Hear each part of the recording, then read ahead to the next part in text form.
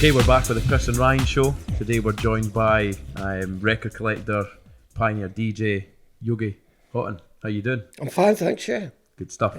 Well, before we get started, we've been gifted some nice beers, so let's crack these open. Cheers. Yeah, cheers. Good to see you. Yeah, and you. And this is an IPA, isn't it? Citrus double yeah. IPA. Yeah. Let's crack this open. It's just turned It's 12 p.m. It's not too early, is it? It's 5 o'clock somewhere. It's only just turned 12 p.m, so cheers for that.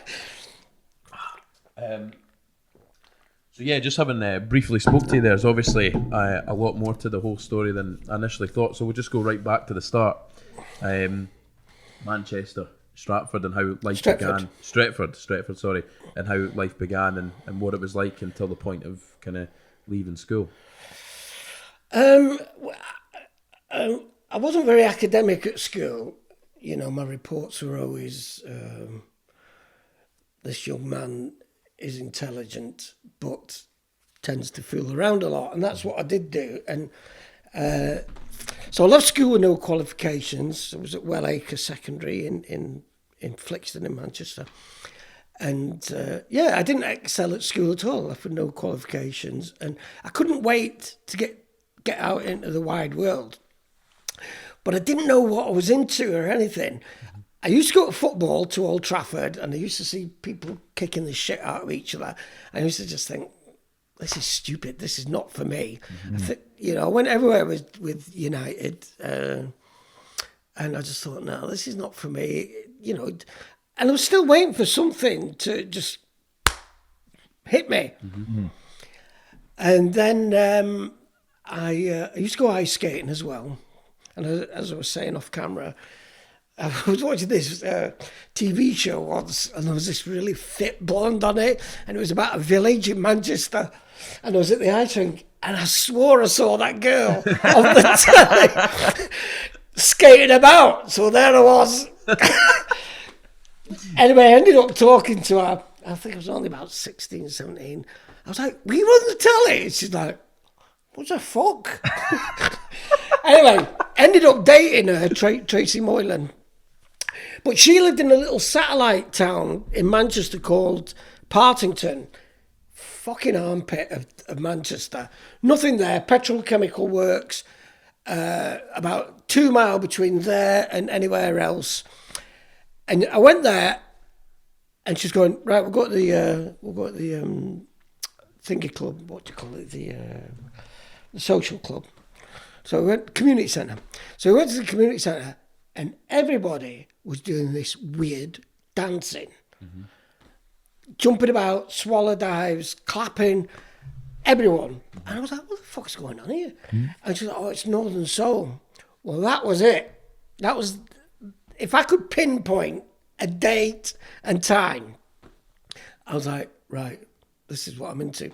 So, of course, started seeing Tracy. Then I was going back to Partington, go to the youth club, classic Northern Soul thing. Took my first pills in Partington. I was shitting myself, obviously. And what year are we at just now?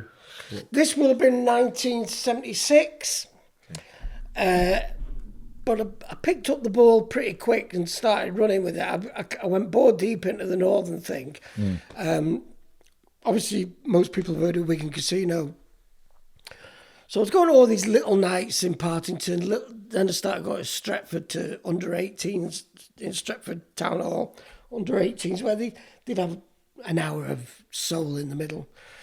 And then one night I was at a party and I drank half a bottle of whiskey, which I've never had since because I was really ill. But I thought, fuck it, I'm going to go to that Wigan Casino. So I thumbed it from the party on my own. I knew all the Partington mob would be there because they went to Wigan every week. Got there, got in, didn't have a membership, but I got in somehow. And that was it. Then I was like, this is home. I don't know what you know about Wigan. People say it's the blueprint for modern day clubbing. But when you walked in that room, some rooms just are made for partying and clubbing. And this was a casino. It's not a casino. Or was it? It's just called Wigan Casino. Oh, it's called a Wigan. nightclub. Right. Okay. an old ballroom with a massive balcony. I'm getting goose pimples talking about it. Huge balcony. There was a few other rooms in there that they used to open up. Mr. M's when it got really busy, because we're talking about 4,000 people here. Wow. And then, Huge. Wow. and when it shut in the morning at 8 a.m., they then opened a room downstairs called the Beachcomber. So you'd go in the Beachcomber, and then you'd go off to an all-day somewhere. But yeah, that's basically where it all kicked off for me. Partington, then Wigan, and then I just went everywhere. I was going all over the country, going clubbing. I mean, as I said to you earlier, you could go out 5 nights a week back then to a packed club on a Monday, Tuesday. Tuesday, you go and see Greg Wilson and... Wednesday, Greg Wilson at Legends. Tuesday, Colin Curtis at Berlin. Monday, Brewster's. And it was just non-stop. And my first job was working at Dormer Tools in Stretford. I mean, I think I walked out with about 17 quid a week. So that became a problem, though, work, because it got in the way of the clubbing. I ended up... going to train to be a chef, and that really got in the way because food and drugs don't mix. So you talking about clubbing isn't just going out clubbing or going out to DJ or No, just clubbing then. Just clubbing at this point. Just clubbing. So clubbing 5 nights a week. Yeah. And it became really, I mean, like, I ended up getting hepatitis. I was so run down, and I'd started injecting drugs as well. So I ended up getting hepatitis, which obviously didn't go down well with my mum and dad. And I was just obsessed with going out and travelling the country and stuff, you know. Oh, got a cat here. And then I trained to be a chef, got a job in various kitchens, and then I got another job in a steakhouse that opened on Saturday afternoons. So I was going to all-nighters on the Friday, going into work. Straight to work. Off my tits, cooking. And that just had to finish. And then I was just like, you know what? I'm just going to go out clubbing and partying all the time. And that's what I did. Went on the dole and just hustled a bit. Bought and sold a few drugs. And that was it. I just hustled. But it paid. And there was other stuff that went on, which I won't talk about. But there was other stuff that I used to get up to with a guy called Pete Tonge. We did some pretty naughty things. But and that's what kept us going, clubbing and partying. It must have meant so much to you, though, because like a lot of people nowadays, I'm thinking about people nowadays and how people are trying to be healthy. It's a completely different culture, isn't it? You're out 5 nights a week. Completely different culture. I'll tell you something about the whole thing. Back then, nobody talked about drugs. Drugs was a dirty, dirty word. Now, people, you know, within a week of going to work, people go, oh, we've got some coke, we'll go to the bar, do you want a coke? People never talked about it then. It was such a dirty, dirty word. You can see that generationally. I've chatted to my mum about these things before, and they have the perception that drugs is the worst thing in the world. Of course it is. But that is changing. As they sit with a pint of lager in their hand, you know, it's... The drug laws are really fucked up. I'll say it, drugs are fucking great. I love drugs, always did, still do. But I can control it. I've not had any drugs for months and months and months because of lockdown. They go hand in hand with clubbing and going out. Because I've not been going out, I've not took anything. The odd person will probably still be getting off the tights 7 nights a week in the house. They're the ones that cause the problems for everyone else. I mean, alcohol's a much more dangerous drug, as is tobacco. Do you know what I mean? But as you said, that generation, the Northern Soul thing was so underground. It was the only real kind of scene back then where this big drug. I'm sure the rockers must have been into a bit of speed and that, you know. But you think about the Beatles were high as a kite. Yeah. But nobody would have saw them as that. Yeah. And don't forget, back then, drugs were pretty much ready. But until the Dangerous Drugs Act came in, you used to be able to go into a chemist and they used to get screwed every weekend. That's what people would do. They go and screw a chemist, then they come to the casino and you'd all have black bombers, red and browns, Phylon, green and clears, ionomin, apostate. I mean, there was prescription drugs were everywhere. And it got out of hand at Wigan, actually, because barbiturates became a big thing as well, Seconal, sodium amytal, Nembatol.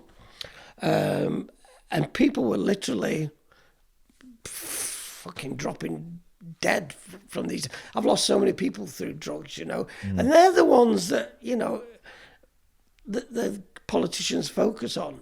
But for every person that died of barbiturates or heroin or something, there's 2,000 people that don't. You just got to control it.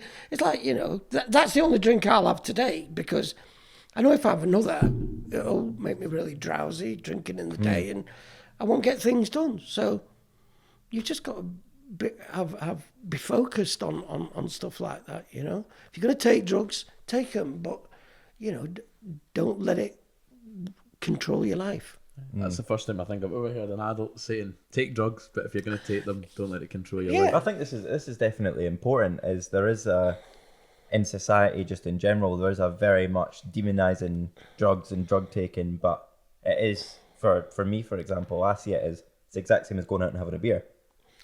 There's your implications that come with this, there's your implications that come with that, but it's like you said, if you can control it, which you should be able to do, it's absolutely fine. But if you can't control it, that's where the problem's coming. Yeah, I mean, virtually everybody I know takes drugs. Everybody. I know policemen that take drugs. I know lawyers that take drugs. Now with this generation that have come on from going to Northern Soul all nighters, they're still taking drugs, and they're in the bloody 60s and 70s. I mean, I know one guy, I think he's 75, and he still gets smashed off his head on weekends when he goes out DJing. And he's still DJing. Amazing. It's bonkers. It's become so acceptable now, And as I said, there was a time when you just didn't talk about it. It was all very kept under the carpet and hush-hush, So how does Wigan Casino, or that whole scene in that time, lead on to, what happened next in terms of records? Or was that the next thing that happened for you? Well, a lot of the Northern Soul guys, they're very focused on Northern Soul, and that's what the collections are about. But I had this appetite for new music and new sounds. So I started collecting Northern, still buy Northern, and then I started going to jazz funk clubs. Obviously, like I said, going to see Greg Wilson and people like that. Got into jazz, disco, jazz funk, and I've just grown as the music's evolved.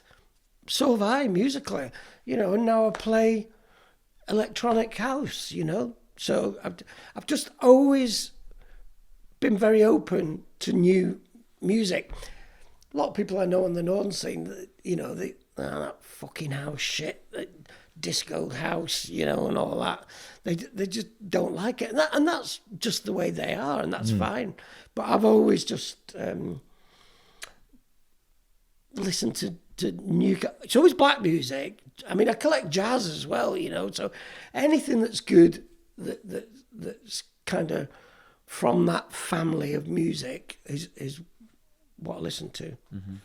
So yeah, I was going to Northern Soul clubs to start with, and then, as I said, I started going to disco and jazz funk clubs and all dayers, and then the next thing came along, which was the early house thing.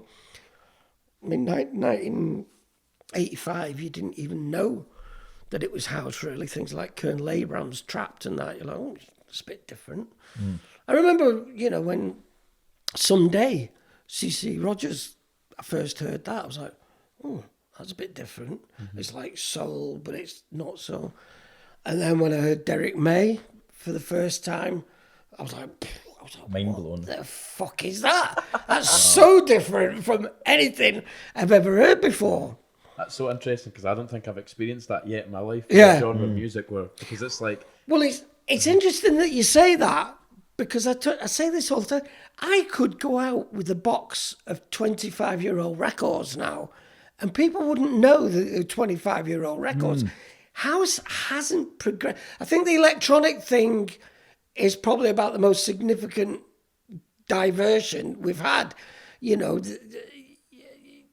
But essentially, house has been stuck in a bit of a groove for a while, I think. It is what it is, you know. But yeah, I've got records there I've had for 15, 20 years, and they've stood the test of time. Whereas, going back to Wigan, now playing Northern Soul today would be like my mum and dad playing me, Frank Sinatra, and Peggy Lee, and going, "What do you think of that?" I'd be going, "It's fucking shit." But young people, well, not shit, that's wrong, but I wouldn't be into it. It's different. Yeah, it's different. But you wouldn't imagine yourself going to a club, would you? To listen. But here we are, 50 years on, 60 years on with Northern Soul. And I know young kids that go to all-nighters, Northern Soul all-nighters. And that's a testament to the music, you know? Yeah. And the thing with the house thing as well, I'm like, how much longer can this go on for? You know, here we are, 35 years down the line with it? 1985, you know? I'm like, how long can it go on for? But every new generation that gets into going clubbing is listening to house. Yeah. As we were 35 years ago. So going back to the whole Frank Sinatra, Peggy Lee thing, it'd be like me going out clubbing, hearing Peggy Lee and Frank Sinatra going, "This is amazing." And it just wouldn't happen, would it? You know? But people really, house has just captured the imagination of the nation. I like that. I've got a question for you. Go on. What was the first house record made? Oh, well, they say on and on, don't they? But things like Trapped and that, there's a crossover thing where it was moving from jazz funk into house. And, you know, there's a few records that you could probably say, they cross the genres a little bit. But for me, I would say Colonel Abrams is one of the first. You can hear it. You can go, yeah, I can hear the house sound in that, you know. But there's quite a few records like that kicking about. And what about you obviously mentioned off camera about the racism part of that, growing up in the 70s and 80s. And I was just thinking to myself, how interesting that a lot of these genres you're talking about are pioneered or made by black people. It's black music. But yet black people couldn't get in at the clubs where these genres of music were being played. Yeah, I mean, you know, all the big clubs in Manchester when I was there, all the big nights were like a Monday night, Brewster's, Tuesday, Berlin, Legends on a Wednesday. And a lot of the black guys did have trouble in the 70s getting into clubs on a Saturday night, I think, you know, because I think things have come on a hell of a lot. But back then, I mean, it's still bad. Don't get me wrong. It's still bad. But back then, the racism was... I mean, you only have to go online and you can look at documentaries where Ben Brex's have got no blacks, no Irish in the windows. And it was that bad, you know. And every club I went to, I was like one of maybe... I don't know what it was like in London, but certainly in Manchester, a lot of the clubs I went to, I was one of a handful of white guys in there. You had places like the Reno and that. That was a black club, you know. I think the black culture now has become a lot more integrated. I have to be careful what I say here. I think a lot... I have to be very careful what I say. I think there's a lot of that black culture that has been lost. And maybe, is that a good thing? I don't know. Is that a bad thing? I don't know. But back then, the black guys were all into the jazz. it's terrible to say that was their music, but it was, you know. I was a guest going to kind of those kind of nights and discovering it, you know, but it was their scene, that whole thing. But I think now a lot of the black folk and the Asian folk as well, everyone's embraced black music, black culture, you know, wearing your baseball cap backwards 20 years ago. Look at the Asians, they're all into their R&B and hip hop, you know what I mean? So I think a lot of the boundaries, thankfully, have been broken down. So, but of course, then you got the Bhangra thing as well with the Asian guys. You know, that's their music. Do you know what I mean? I suppose white folk like fucking rock music, you know, and it just didn't appeal to me. Classical music. Yeah, classical. Yeah. Well, yeah. Where would we have been without the influx of people from the West Indies? You know what I mean? That's when this country really became more vibrant and, you know, more interesting. But why people don't want to eat Jamaican food or don't want to eat Indian food is beyond. I still meet people that say to me, "My dad's never eaten Indian food." I'm like, "What?" They go, "He just won't eat it." I'm not eating that shit. What? And I've met people like that, and it still goes on today. You know, it's like, "Oh, that shit, I'm not eating that shit." You know, going back to the music? I'll stick to my mince and tatties. Well, there you go. Brutal. Scottish food. Yeah. What's the first thing you do when you come to Scotland? You go and get a deep fried Mars bar and chips, you know what I mean? Ask someone where haggis came from. Yeah. I think it's definitely interesting that how everything's changed, and I do think there are improvements being made in the whole racism thing for sure. But there's still a lot of work that needs to be done. There's loads of work to be done. I mean, I remember when I was running clubs. Chris Thomas, my mate, there used to be the other Chris Thomas, black guy. I've met the other Chris Thomas. Yeah. So I used to have 2-3 coach loads of black guys come up to my clubs in the 80s.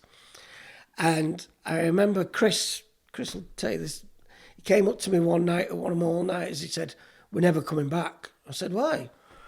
What's wrong, Chris?" And he was like, "Oh, some of the fucking because the casuals then started coming to clubs. I mean, these are the people that we'd spent years avoiding, you know, staying away from discotheques, the beer monsters, and because house was becoming so big, it was easy to find out about it. In the old days, you had to be told about it and discover it.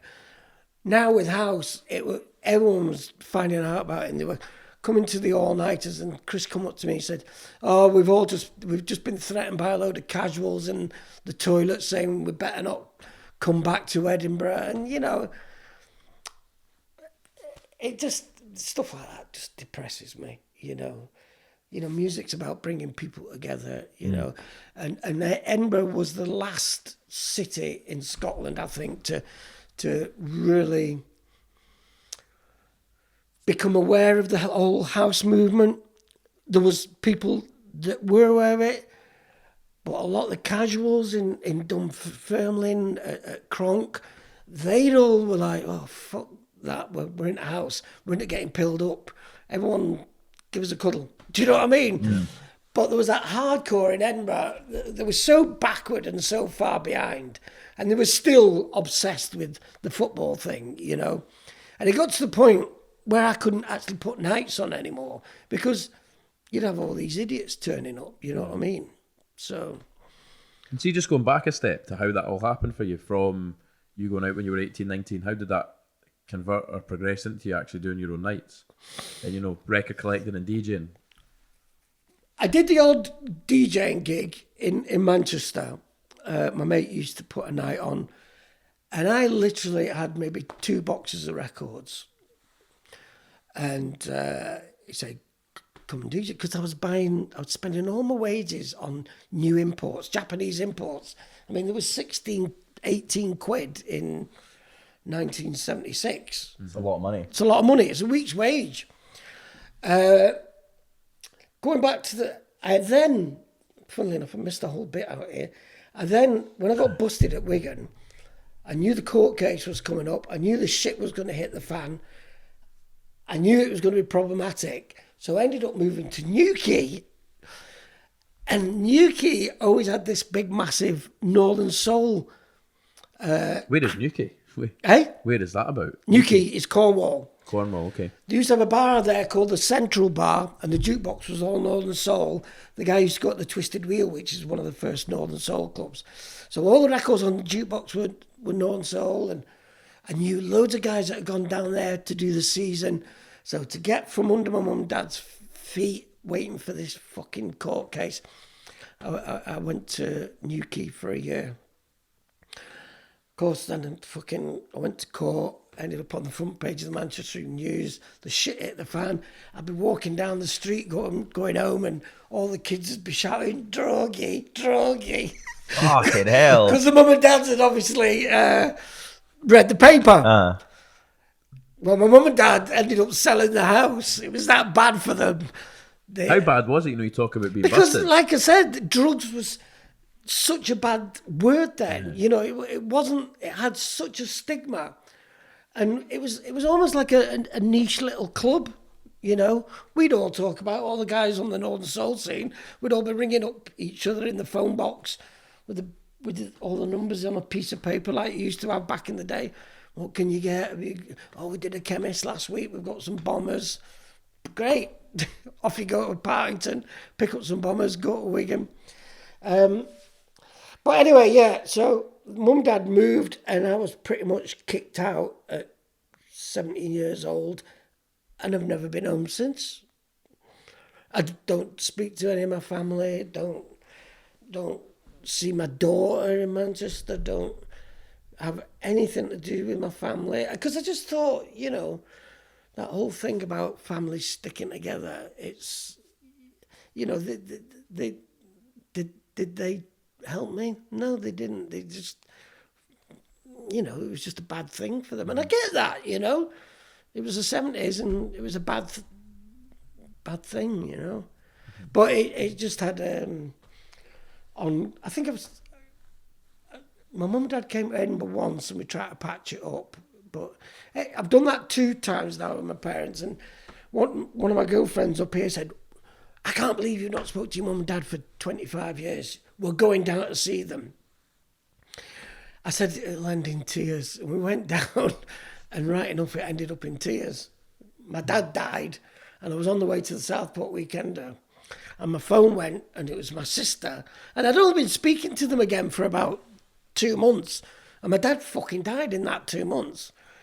And they were like... Was the relationship good at this point? You talk about the last 2 months. Oh, no, it was tetchy. There was no arguing. This girlfriend made me go and see them, and I was like, the fucking, it's not going to work out. There's too much water under the bridge. Anyway, my phone goes on the way to Southport Weekender, and it was my sister, my girlfriend. She goes, you need to ring your sister. I'm like, why? So she said, something about your dad. So I rung my sister. I said, what's wrong with dad? She said, he's dead. I was like, you're fucking joking. I was like, when's the funeral? Oh, it was last week. Fucking They hell. never even told me about the funeral. They didn't want me there because my daughter was going to be there. And my daughter and family really are tight and close. And that is the last time I've spoke to them. So that must be about 16 years now. Wow. Because I just thought, if we were going to patch this up, you can't even fucking tell me my dad's died. You know what I mean? I just thought, what's the fucking point? Yeah. That's pretty intense. Yeah. That happened, That makes 3 of us, doesn't it? That makes 3 of us. Well, you're forgetting that most people are really close to the mums and dads. I was only just kind of getting it back on with them, So, yeah, it was upsetting, but... I'm sure a lot of other people would have been a lot more upset than I was. I know that sounds harsh, but I kind of do. Well, if you didn't have the relationship for all your life, then... and I hold some grudges with my parents and stuff, so because of them chucking me out and that, when really they should have been, you're our son, we'll work this out. At the time where you needed them most, they just just went. Yeah. But I didn't. I ended up living in a bedsit with Tracy Moylan, the blonde that I thought was off the telly. So You ever find that blonde girl that was on the telly? no, I didn't. But Tracy was really fit as well. But she's dead now. She died of a heroin overdose. Jesus. Funnily enough, so yeah. But that was nothing to do with me, by the way. she wasn't even into heroin when I met her, but she was going to Wigan Casino as well, this den of debauchery, and she'd obviously progressed from amphetamines to Diconol to fucking heroin to morphine, whatever. Den of debauchery. Yeah, yeah. But yeah, the casino really did have this mad, intense drug culture. And, you know, as I said, a lot of those guys still get high in the 60s and 70s now. Mm-hmm. But it led on to a lot of people got into some really heavy shit. The barbiturates was just mental. I mean, you could take 3 Tuinol and that would be you. You'd be gone. I mean, I overdosed a few times. I actually clinically died on barbiturates once. Fucking hell. Well, I don't even know what barbiturate is. What is that? They're a sleeping tablet. So what you would do, everyone would be off their heads at the all-nighter. Then they'd pop some barbiturates in the morning. Is that take it comes in a pill, is it? Yeah, pill, or tablet. Is it kind of like modern day Xanax? Sort of makes you... Yeah, I suppose so, yeah. I mean, you know, they still prescribe Tuinol and Seconol and sodium amytal and all those mad fucking things. DJ and chemist. But they're really dangerous, you know. So you were clinically dead? Yeah. You are dicing with death if you take barbiturates and stuff like that, yeah. I mean, you got anything you wanted at the casino. Palfium, you know, it was just bonkers. Mm-hmm. Any upper, any downer. And the drug squad can you imagine going to a club now where the drug squad are there every night? The para was ripping out here. The drug squad was there every single night because it was a great hunting ground for them, you know? Handing you a menu. I'm kind of obviously underestimating how involved drugs were in that scene. You know, like you say, it goes hand in hand. But it's no different than today. Nah. It's like. If anything, drugs are more involved in the scene in every culture today. People now post online stuff about drugs, you know, or E's aren't as good as they used to be, or managed to get a dove last night. People are so blatant about it now. You're right. It's even more prevalent. I remember I changed my Facebook cover photo to the chemical structure of dimethyltryptamine. Yeah. And my mate was like, "Yeah, you probably shouldn't post that." I was like, "Yeah, you're probably right."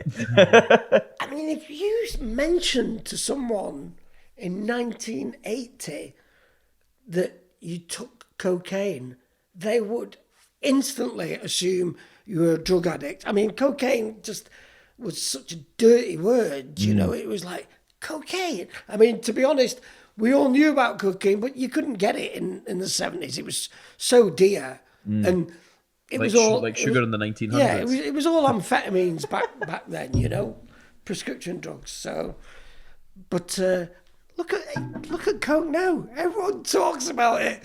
You're talking it's just to a your thing. work. It's a daily thing. Yeah, it's so normal, and yet the politicians just don't get it. You know, they still keep it. Imagine if you legalised cocaine and you know, you could go and buy it. What would all the gangsters be doing? You know, the police are getting so good at everything these days. You know, I watched loads of mafia programs, and that's how the mafia got crushed, because of technology. So I've lost my train of thought a bit. But yeah, the gangsters, that's right. If you took cocaine away, they'd have nothing, you know, what they're going to do. You know, when you couldn't get alcohol in America, that's when the mafia thrived, you know. Make anything illegal and people, it is part of the fun. I probably would never take drugs again if they became legal, to be honest, because it's the thrill. It's the thrill of knowing you're being a bit naughty and you know, stuff like that. But I even think there's apathy with the police these days, you know. I think they know that the drug war is lost. It's The war on drugs, I believe, was lost from the beginning. It was lost in the beginning, yeah, because people love getting high, and you know, I hate to think what it's going to be like in 10 years' time when your generation are adults, and you know, you're probably going out having a line with your kid on the 21st. Like, oh, You know what? I've got That's your line. funny because it's not even a generation away. I know people I went to school with that take lines and coke and drugs with their parents. Yeah, I know the same. I know the same. Exactly. And they've got it so wrong. They think, the politicians, the police, they think that we're all quivering wrecks and that we're all running around fucking looking for cocaine and this, that and the other. And it's not like that. It's like I said, if I know I've got something to do, I won't fucking take it. And everybody I know is like that. Everybody I know takes drugs, but they all go to work on Monday. And why shouldn't they be able to let their hair down at weekend? Do you know what I mean? It's bonkers. I mean, you know, they just don't like other people, like the big guys making money out of it. That's what the problem is. So they just legalise it, tax it, like they do with cigarettes and alcohol. I mean, the hypocrisy. I mean, alcohol. Crazy. I've seen so many horrible sights with people smashing people in the face with bottles. That's through alcohol. And there's a lot less trouble at clubs now than there used to be. People are not... Clubs were quite violent places at times, you know, back in the day. You don't get that now. Is that because it was so alcohol fueled? Yeah, because it was alcohol fueled. Yeah. Yeah. You know, people will now go to a club and they'll take 2 ecstasy and they'll maybe have a couple of beers. Whereas back in the day, they went out to get pissed, beer monsters. That's, you know, that's what it was all about, getting drunk. From working in clubs for years, I don't think I've ever seen 2 people that I would have thought had been on ecstasy fighting. Ever. No. And funnily enough, going back to the casual thing, that's the thing that put a stop. I mean, don't get me wrong, there's still hardcore casuals out there. You know, there's always going to be negative, aggressive people out there. But it did kind of bung the problem a little bit. You know, they're all bloody mates now. I know loads of Hibs boys and Hearts boys that go through to Dunfermline or go to Ayr to see old casuals and go to clubs and hang out with them. You're like, you used to run about with Hibs. You used to run about with, I don't know, whatever the football team is in Ayr or Glasgow. And now they're all just getting on, and that's because of the drugs, you know, and because the police are, you know, they really stamped down on the whole violence thing, you know. A lot of casuals say to me, you know, oh, I've got kids now, I can't be in trouble and go down, you know, for that. And it's just if you're going to go down for making money. Don't go down for whacking someone. It's just pointless.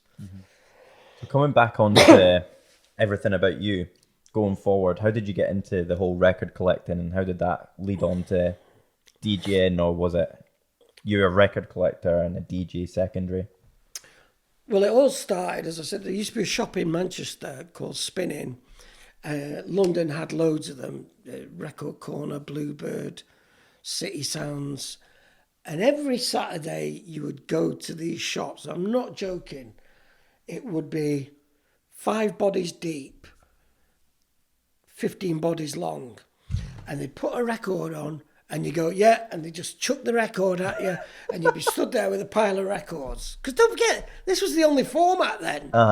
And yeah, there's no CDJs, there was no there's no MP3, There's nothing USB, like there was that. no there's no USBs. tractor. So, you know, I have some really good chats with Kev Edwards that used to manage Spinning. We still talk now. And, you know, they were selling mass units of a big record back then, you know.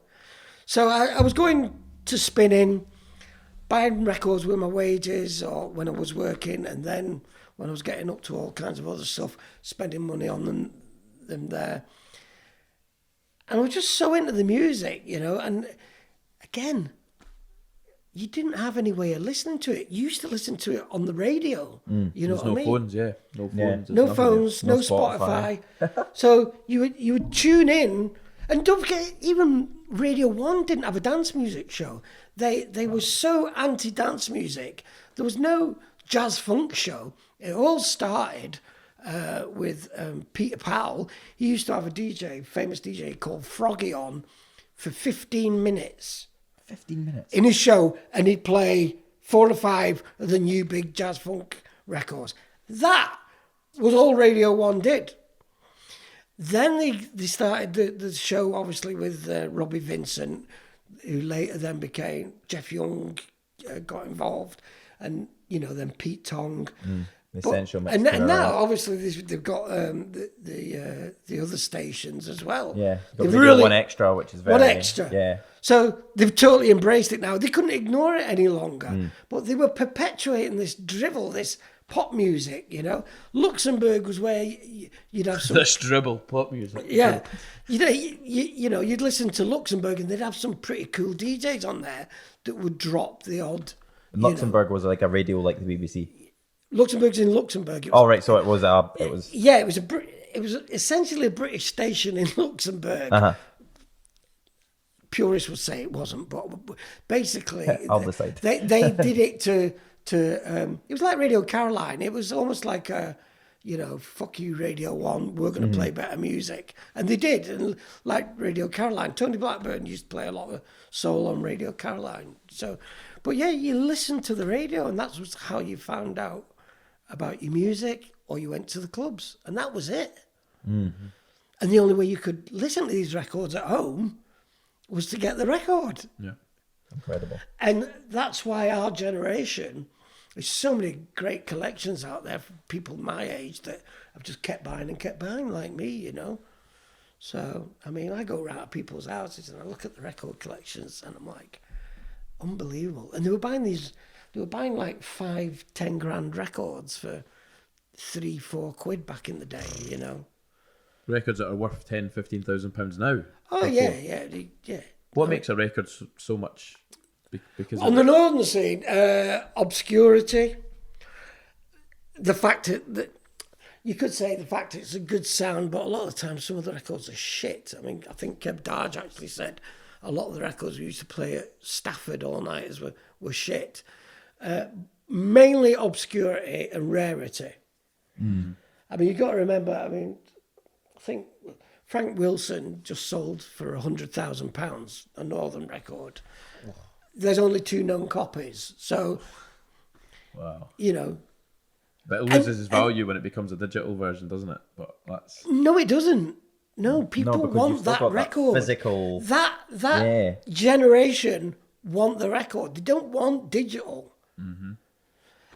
And this is where it gets really complicated. Trying to explain, with all due respect, younger people that whole.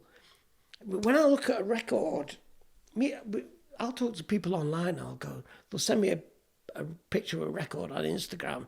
I'll go, look at that. I've not even heard the record. I'll just go, look at that. It's a work of art. The label design, and so it's much more than just the sound. And it's a hobby. It's collecting. Humans love to collect. There's people collect furniture. There's people collect paintings. People collect coins. They collect fucking stamps. They collect pebbles. Humans are fucking nuts. They'll collect anything. But the only real collecting that makes sense is records. I love that. I think because obviously I learned to play on 1210s before anything else, before digital, but I've not been in that world where vinyl Did you start buying vinyl? Yeah, I was, before I really started DJing properly, I was full on, at record shops every weekend, digging for records and trying to find. You mentioned the Atmosphere EP, Kerry Chandler, earlier. Do you own it? No. See, now to me, I would say to you, go and buy that and start collecting. Make that your first fucking record. If that's your favourite house record, and then go and just spend some money on some really rare record. And, if you get the collecting bug, you get the collecting bug. To me, that whole concept of just having it on a stick, it means nothing. As I said to you, all my promos are on a stick. I've had to adapt because the record companies don't send vinyl now. Do I worry about if my computer crashes and I'll lose my promos that week? Not really, because there's fucking a whole load more next week that I'm getting. I'll get another 100 next week. Mm-hmm. If I dropped a record and cracked it, my world would cave in if it was something that I loved. Yeah. Because it's tangible. Mm-hmm. And I know it's going to be problematic getting another copy. Mm-hmm. It's going to cost me money. I might not find it. I'm going to have to speak to people I don't really like. Yeah. You know. It's really interesting how much value a record has. You know, it's not just a record. It means a lot more to it. You talk about the artwork and the rarity, obscurity. It's Well, yeah, you know, it's not just the soul scene that's like that. You know, I was looking this week on Discogs at the top 20 things this month that are sold. And there's like rock records that were going sold for $4,500, $5,000, and you know, it's just that mentality. Maybe it's a generation thing. I don't know, but I'm glad to say there are still people out there that collect vinyl. You know. And there's still artists, house music artists, putting stuff out. Look at Moody Man. Look at his records. Yeah. That's a good point. The minute he releases a record, it becomes collectible. It becomes a £400-500 record. Same with Dave Lee. You know, those remix EPs he did. I mean, I was just putting mine into Discogs this week, and they're like, oh, £300. Nice. You know. So there are still people on the house scene that get it. Mm-hmm. So see, like coming back onto the main storyline of Yogi in your life and going through, kind of spoke about the 70s and 80s. Yeah, we've not even got to Edinburgh yet, have we? Yeah. Edinburgh. Let's get to Edinburgh. Yeah, let's get to Edinburgh. I don't know, was it the time the 90s and this kind of... So yeah, anyway, so new key, falling out with my mum and dad. This is funny. Normally we try and keep things on track with speaking to people, but everything's so interesting that it's nice to just... Yeah, I've not even realised that, like, you've obviously had such a vast life, and it's just, you've just taken, obviously from what you're saying, you've just taken the experiences as they come. You've not had any, I'm gonna work and do this job. It's just, you've just lived. Oh yeah. I throw the dice and I wait and see what happens, you know. Incredible. That's the way I roll. Hey. Pardon the pun. So yeah, getting to Edinburgh. So obviously I was going about everywhere to the all-nighters and all-days. 1979 was it? 1978. I knew all the Scottish lot that used to come down every week to Wigan, because there used to be a coach from Edinburgh, coach from Dundee, coach from Aberdeen, and I used to serve them up some gear. On a platter. Don't like that. They used to serve me up as well. It was, the way it was whoever knew someone that had done a chemist or knew someone that had gear, they'd dish it out, you know. So I knew all the Edinburgh lot. And then Bruce Hanning, God rest his soul, he's another one who bloody passed away, unfortunately. He was like, oh, I'm putting an all-nighter on in Edinburgh, Yogi. I was like, really? I'm coming. So me and Neil Abrams were the only two people, I think, from England that travelled up to it, because Wigan was still on and everyone was still going to Wigan. So, but me and Neil were, we'll go, and we went to this all-nighter, the Cavendish, or it's Clouds as it was called then. And wow. Which is now called Attic for people watching it. Yeah. Attic. Yeah, opposite the fire station. One of the best all-nighters I've ever been. I couldn't believe it. It was rammed, and it was a proper Northern Soul all-nighter, and I was surrounded by all the Scottish people. I'd never been out of England because I never had enough money to go abroad, and people didn't really travel a lot back then. This is in the days when, you know, going to America was, are you mad? How are you affording that? So coming to Scotland was really exotic for me, you know. And then I met this girl, another blonde. We've got a theme here. We have got a theme. There's a blonde theme all the way through. Met this girl, Denise, who I've got a kid with now, and I kind of was hanging about up here. I was coming up a lot to see Denise, and then she was like, I'm going to move to Manchester.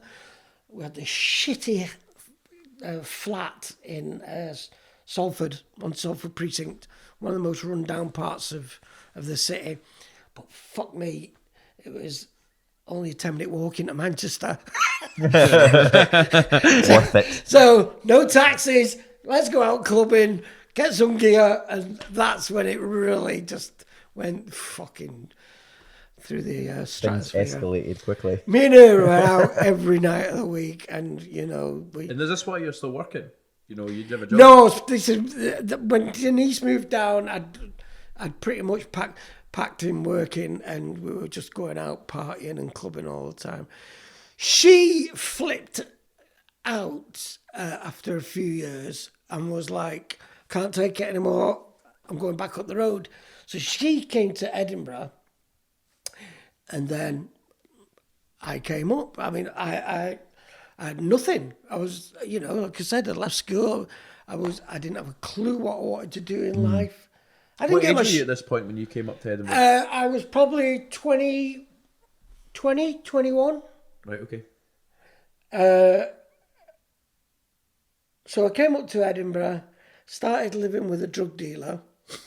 There's a theme, isn't there? Blondes, drugs. But he was actually he was a big hashish dealer, and I could say some stuff about him, and everyone would know who he is because he was the first to get this and first to get that, and it was all in the papers. But he was a big hash dealer, and I'm not joking. I'm not into hash, so it didn't really affect me. But he was into dog fighting as well, and Not for me. Honestly, there was fucking treadmills everywhere, but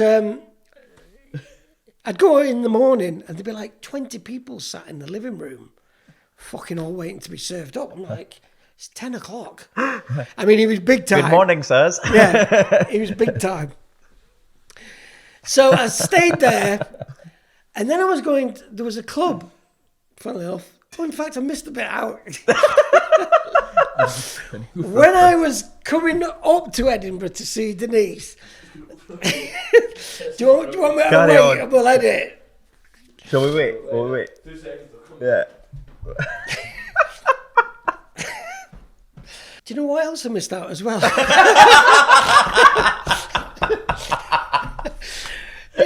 How, you know, I'm sorry, I'm jumping all over the place. No, it's fine, just... So I went to Newquay to get away from my parents. Back to Cornwall? Cornwall. Uh-huh. And there was a club there called Bertie's. So, as I said, it was full of Northern Soul and jazz funk people. And there was a guy there from Dundee that used to DJ there. And he knew I collected records. And, you know, I only had about 4 boxes of records. Do you want to play? So I played in Bertie's, which was rammed. And it was all jazz funk.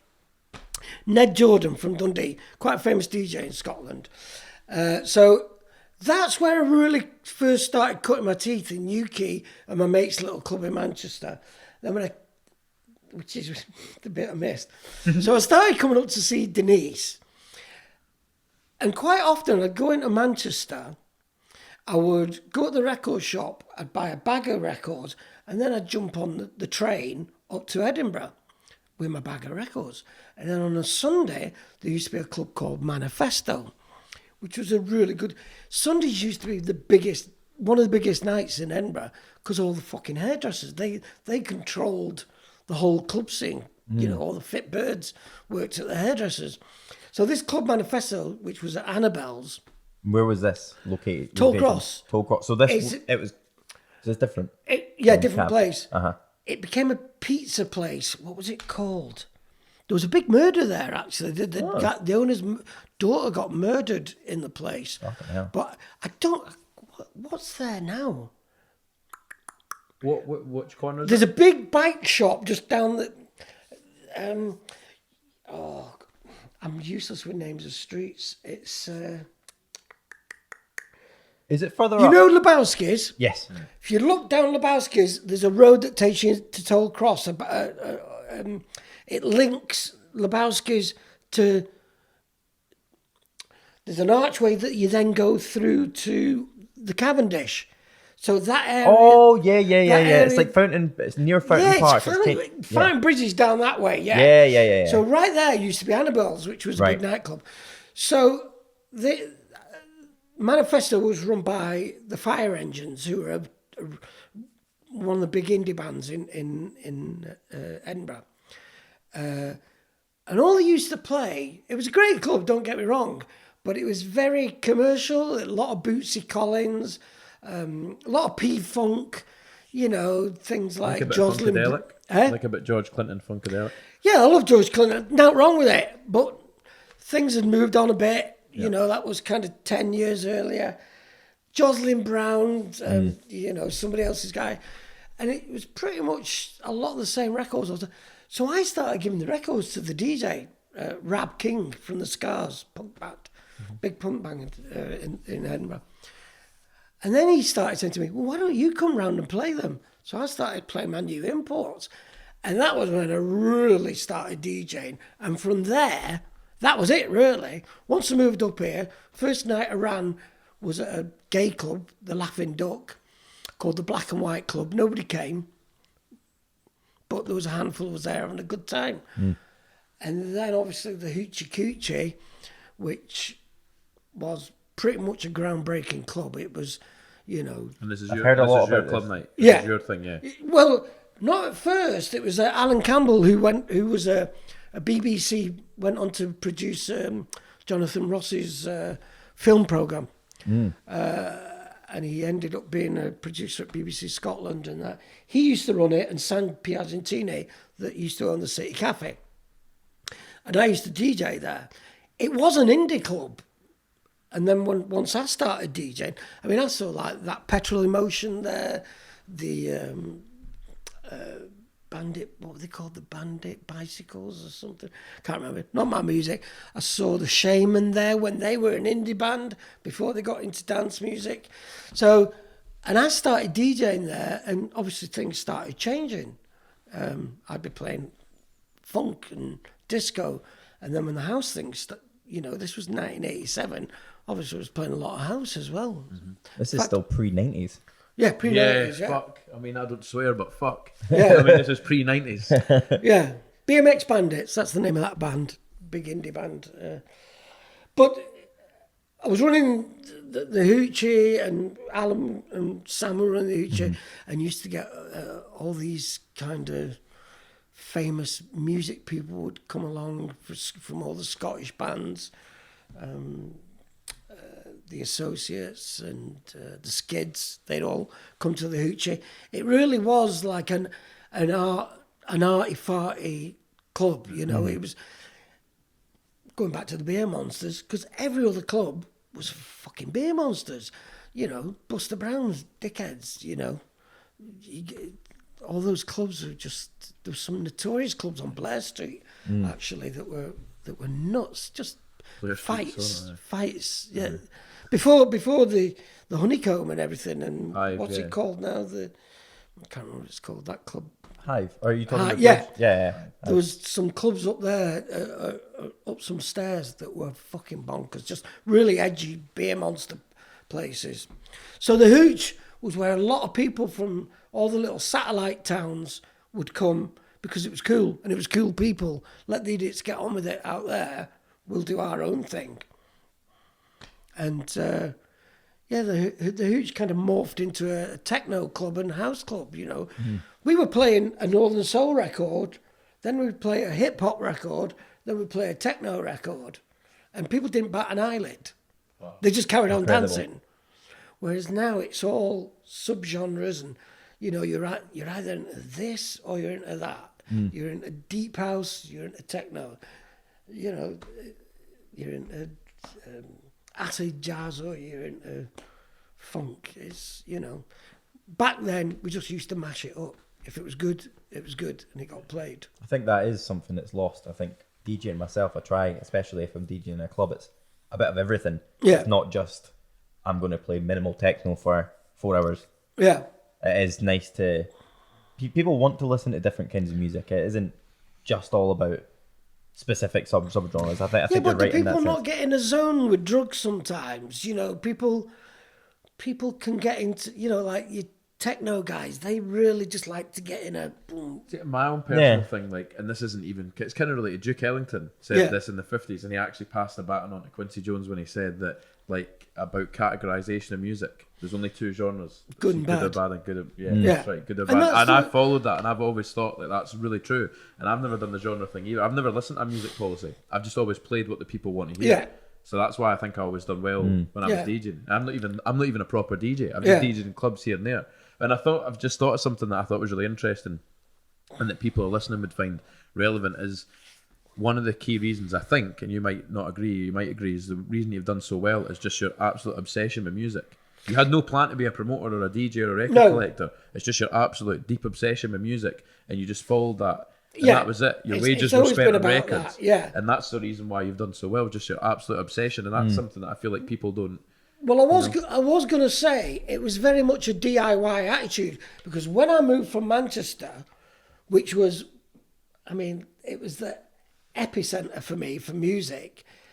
Birmingham had its scene, like Locarno and the Hummingbird. London, obviously, shitloads of clubs there. Then I came to Edinburgh, and all there was really was Manifesto, the club Manifesto. And that's where I had to go. And even then, as I said, it was, P-Funk and fairly commercial stuff. So I had to start doing my own thing.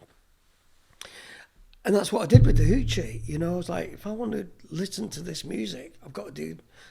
But it very quickly snowballed. People say to me, Yogi Haughton brought house and techno to Scotland. That's great. I'd be foolish to say, no, I didn't. I wouldn't say, no, I didn't. Of course I'm going to say it. But I didn't. I'll say it. There was a few people that obviously were hearing this music and getting into it, but it snowballed so quickly. When I started the Hoochie, I'm sure if you spoke to anyone that went the Hoochie, they'll say, that's where I first heard hip-hop, or that's where I first heard house, that's where I first heard techno. And and a lot of people learn about music from there, But it very quickly spread. It very quickly spread up to Aberdeen, Ayr. Look what we used to do, a night called Club 9 in Motherwell, of all places. And it was bonkers. We had Twin Hype on there. We had Fatboy Slim on there. He did the Hoochie on the Saturday, and then Club 9 on the Sunday. Norman Cook. First time. It was one of his first ever gigs. This is like... That's huge. Big news. But and also you just said something like, obviously that, and I wish I could have experienced it, but we can't because of mobile phones and internet, etc. But you said the first time somebody heard house music and hip hop. Like, imagine like the first time hearing a genre that you hadn't heard before. Yeah. And hip hop and house, the two biggest genres like within pop culture today. Imagine hearing it for the first time. Yeah. That's like mind blowing for me. Well, look, I occasionally speak to Norman once every 5 years or something online, and he'll go, I always remember you, Yogi, could you give me my first gig? You know what I mean? So you gave Fatboy Slim his first DJ It was gig. one of his first gigs. Certainly his first gig in Scotland, but it was one of his first gigs, yeah. Cost me 150 quid. So it cost you 150 pounds. 150 quid. And I can remember we had him on the Saturday night at the Hooch, an all-nighter I think it was, and then I remember driving around Dummy Dykes with him. Giving him a tour. On the Sunday to pick up my mate to go to Club 9, which Club 9 was another groundbreaking club, right? Full of beautiful women, full of West Coast. They were all into the bloody Destroy and everything. They always dress up much more on the West Coast, and that. But Club 9 was phenomenal. Another groundbreaking club. It was probably the second club, I would say, after the Hoochie, that was starting to really play house music and stuff like that. But the guy who run Club 9, Frank Devine, and Jimpy Simpson. Jimpy was a footballer, professional footballer. He used to play for Morton and Hamilton, but he used to go to Blackpool Mecca, which is a Northern Soul venue. And he heard me playing at the Sub Club. And he was like, I'm going to start a club up. So sub club must have actually, the sub club I remember was always quite, Graham Wilson that used to own the sub club when it first opened, we were playing very much like disco-y stuff there still. And what year are we at now? This will be about 89. Right, okay. 89. Yeah, what year did the sub club open? Can't remember. But it was, yeah, the sub club, it was all things like Rolls Royce and stuff like that. And Jimpy was like, I want to start this club up in Motherwell. So we went and we started Club 9 and it was rammed. I mean, within an hour, the floor was packed. It was insane.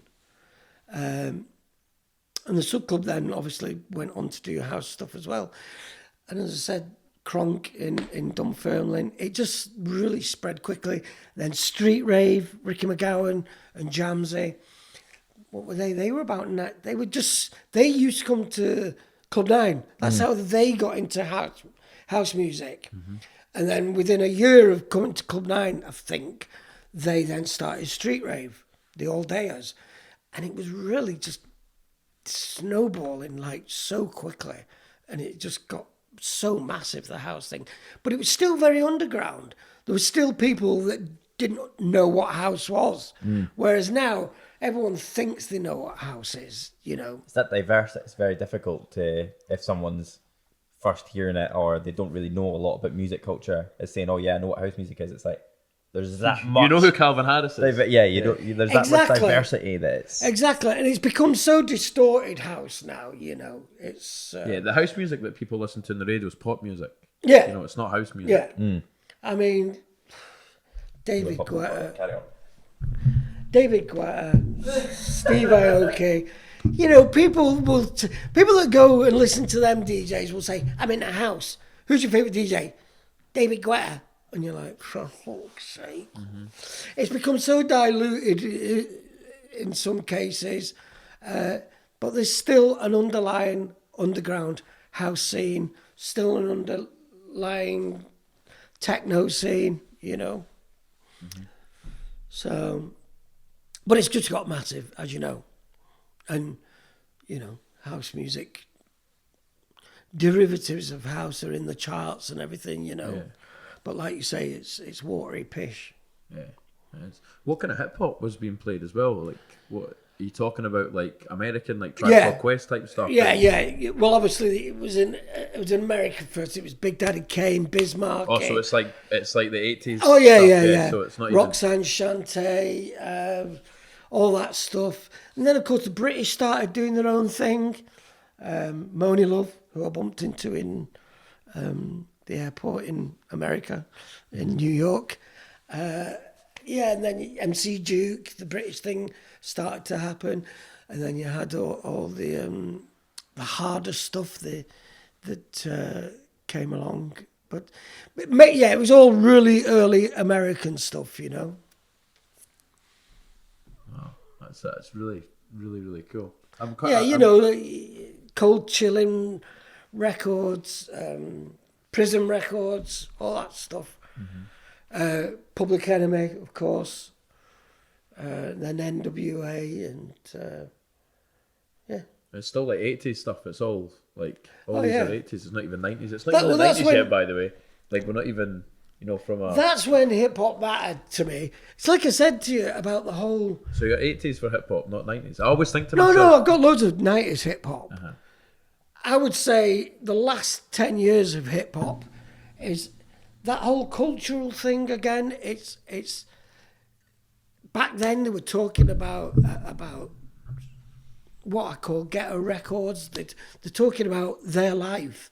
You know, look at Public Enemy. They talk about being black and you know, racism and stuff like that. You listen to fucking hip hop now, and what, you know, they've all got auto-tune. It's fluffy shit. You know, there's still the odd good hip-hop artist out there. Mm-hmm. But, yeah, it started getting more and more about the bling than the thing. There's another one. Started to get more about the bling than the thing.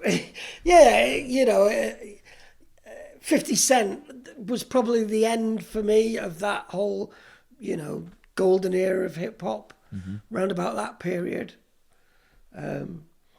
I mean, some of the hip hop I hear now, I'm just look. I don't want to sound like an old fart, and I would never say music was better then because I listen to new house music, I listen to new jazz, but when it comes to hip hop, it is pretty pish, and it was better then. Mm-hmm. Yeah, I mean, I'm still listening to still got CDs in the car from like 90s stuff. Like I'm still discovering like Tribe Called Quest. Yeah, Gangstar. Wu-Tang Clan. Yeah, Gangstar. Wu-Tang, Redman and all that. Mass Appeal. Like that's like just these albums. You know Lord what I mean? Finesse and all those artists. Yeah. Yeah, even like Nas, Jay-Z. Yeah, like, Nas. Again, Nas and Jay-Z. That was the period when it was all for me starting to, they were great, but post them, it was starting to get a bit fucked up. Mm-hmm. But now, it's all the grime thing. I'm not into grime at all, and I just don't get it. I'm sure young guys in London, because they're talking about that kind of life, I'm sure they can all relate to it, but it doesn't do it for me. Mm-hmm. It's a relatability thing, isn't it? Music. Yeah, of course. Because you mentioned really Frank Sinatra, Peggy Lee. Yeah, I've never really thought about it like that. Like you're saying, the guys down in London will probably feel more relatable to grime than you will. Yeah. It is a relatability thing, isn't it? Look at One Extra. Who the fuck listens to One Extra in Scotland? I actually had it on the other day, but I know what you mean. But yeah, I bet none of your mates ever come out and go, "Did you hear that show on One Extra?" No. It's very much Speed Garage, London Garage. That never really got north of. That was a London sound. We actually, my mate Sean Pearson, he came up to me. He said, "Do you like Speed Garage?" He said, "I've been listening to it." I said, "Yeah, but I buy it." I think I was the only company in Scotland. And he's like, "I want to do a night," and I DJ'd for him for free at this London Underground night, Speed Garage thing, to try and get it going. But it just didn't happen because nobody else was listening to it up here. Mm-hmm. It was a London sound. Yep. I don't even know if it happened in Manchester. Were they listening to? I mean, it's the same as grime. There's there's other subgenres of like that whole grime thing called drill now. And drill. It's all London artists. It's all black London artists. Yeah. And that's just where that culture is. If you know what I mean. I mean, the stuff in Manchester and Birmingham and whatnot, but it's a London thing, Yeah. Well, I've not seen a drill night advertised in Edinburgh Review. No, not yet. So yeah, all that. Yeah, it's funny how. Well, there you go. Let's go right back to the 70s. Northern Soul. That was a thing in the north. You know what I mean? So, yeah, there can be sounds that were in London. They were more into funk. In the north, they were into Northern Soul or 60s soul. Yeah. The jazz funk thing was a national thing, and I think that's what kind of coagulated everything and brought it all together. That I think that's how the whole Weekender thing became so big, because they were playing music that people were listening to in Manchester as well as London. And I suppose it's all down to distribution of records and everything back then. Like I said, but America was the other side of the moon back in the 70s. So records were getting distributed more, and I suppose that's how the whole, thing happened. Yeah, I mean, the whole funk thing as well. I mean, the 60s, late 60s, early 70s funk, it wasn't massive in the north. As I said, it was the Northern Soul stuff but people were having to go. One guy would go to America and come home with boxes of records that they discovered because they didn't get over here. Some of them got UK releases, but a lot of them were just unknown to the British crowd. And then people like Ian Levine and Simon Sasan were going to America. And Dave Box, God rest his soul, he was going to America from the 60s and finding all these records that we'd never heard over here. Mm-hmm. And then people, as more people went to America, they'd all go looking for these records, and then someone would find 10 copies of the Hesitations or 10 copies of something, and bring them back. And then the record would get bigger and more valuable. Mm-hmm. So this is like, why don't we talk about the 90s? We just spoke about like the 70s and 80s, and that's like, it's just crazy how much it's like unbelievable how much you've lived. You know, you've lived. That's another point. I have you know? lived, yeah. You've absolutely lived. You've not held back on any point. No. You know, you've just, and I really like the obsession with music is the reason you've done so well, but also the other reason is just you've just lived. Like you just like threw yourself out there. I think it's another thing a lot of people don't do. Yeah. You know, coming back on the topic of what other people can take from it. How the fuck I've never ended up in the Nick is beyond me. I mean, I got a suspended sentence for my drug bust. That was the first time I'd really ever been in trouble. And, you know, I got a 2-year suspended sentence. And I was like, how the fuck I managed to stay out? It's beyond me. I could have been put away last year, actually. I ended up blinding a guy. I had a guy staying here because his mum and dad wanted him out of the house because he had a drink problem. Fucking muggins here said, yeah, come and stay. I came home from Edinburgh one night and he was drunk and attacked me for no reason. I ended up, he was chasing me about my garden for 20 minutes. But in the meantime, I'd fucking hurt him. And I'm not violent, but, you know, if someone fucking attacks me, I'm going to, you know, do what Defend yourself. Got to do. But it was bonkers. You can see how isolated I am. Yeah. So he was covered in blood, following me about in the pitch black in the garden. And I'm like, oh, this is bonkers. His face was covered in blood. Fucking, I've rung the police. Funnily enough, where is it? I've got the thing. I've got to go and pick up my T-shirts. I'm just getting my T-shirt because they took my clothes off me. That's 2 years. I'm just getting them back. He was walking around the garden covered in blood. Oh, this is like the fucking zombies. And I called the police from the garden going, there's a guy, he's attacked me. Did you hit him? Yeah, he's bleeding badly. You need an ambulance. Next thing, fucking all hell breaks loose out there. There's about fucking 3 ambulances and 4 cop cars. They take one look at him and fucking come over at me and haul me down to the police station. That was it. Then he fucking started telling them I'd attacked him and everything. But when he went to court, thankfully, it was his lies just were shown up, you know. He was saying things like, my lawyer was going, why didn't you leave the house? I was going, oh, he locked me in it and he just kept beating me up. And then when the police were in the dock, they were like, how did you get in? Oh, we just walked in, all the doors were open. So his tissue of lies, as they say, just fell apart, you know. Everything that came out of his mouth was then proven. But he went through with the whole court case. Crazy. And that shows you how fucking nuts and bad people can be. But the person who asked if he could come and stay here said to me, I know what he's like. He probably was that drunk, he can't remember. He probably actually thinks you attacked him. And when he stood up in court, obviously I was sat there in the dock, he was coming out with crap and I was going, what are you on about? That's not how it happened at all. But on this occasion, the police really were a saving grace to me because they actually told the fucking truth for once and it didn't work out for him, you know. But anyway, he's walking about with one eye, so...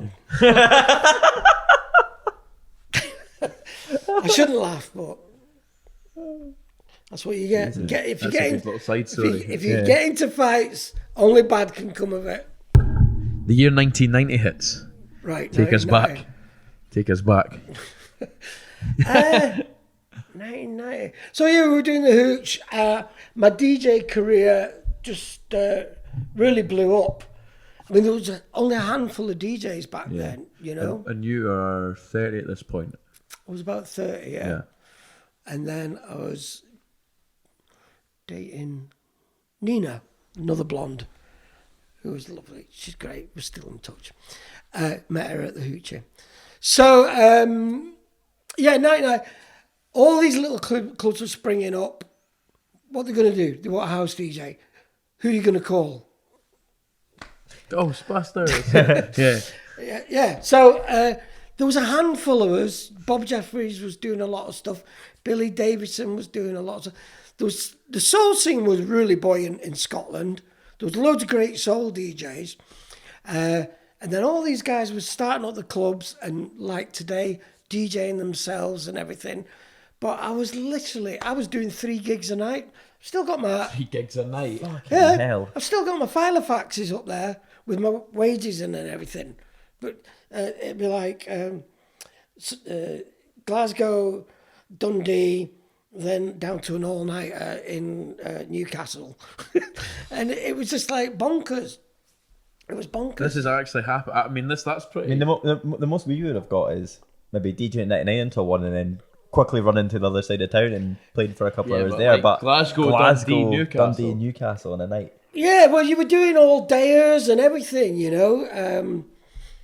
And that's when really I did pretty well. You know, I was making a few quid.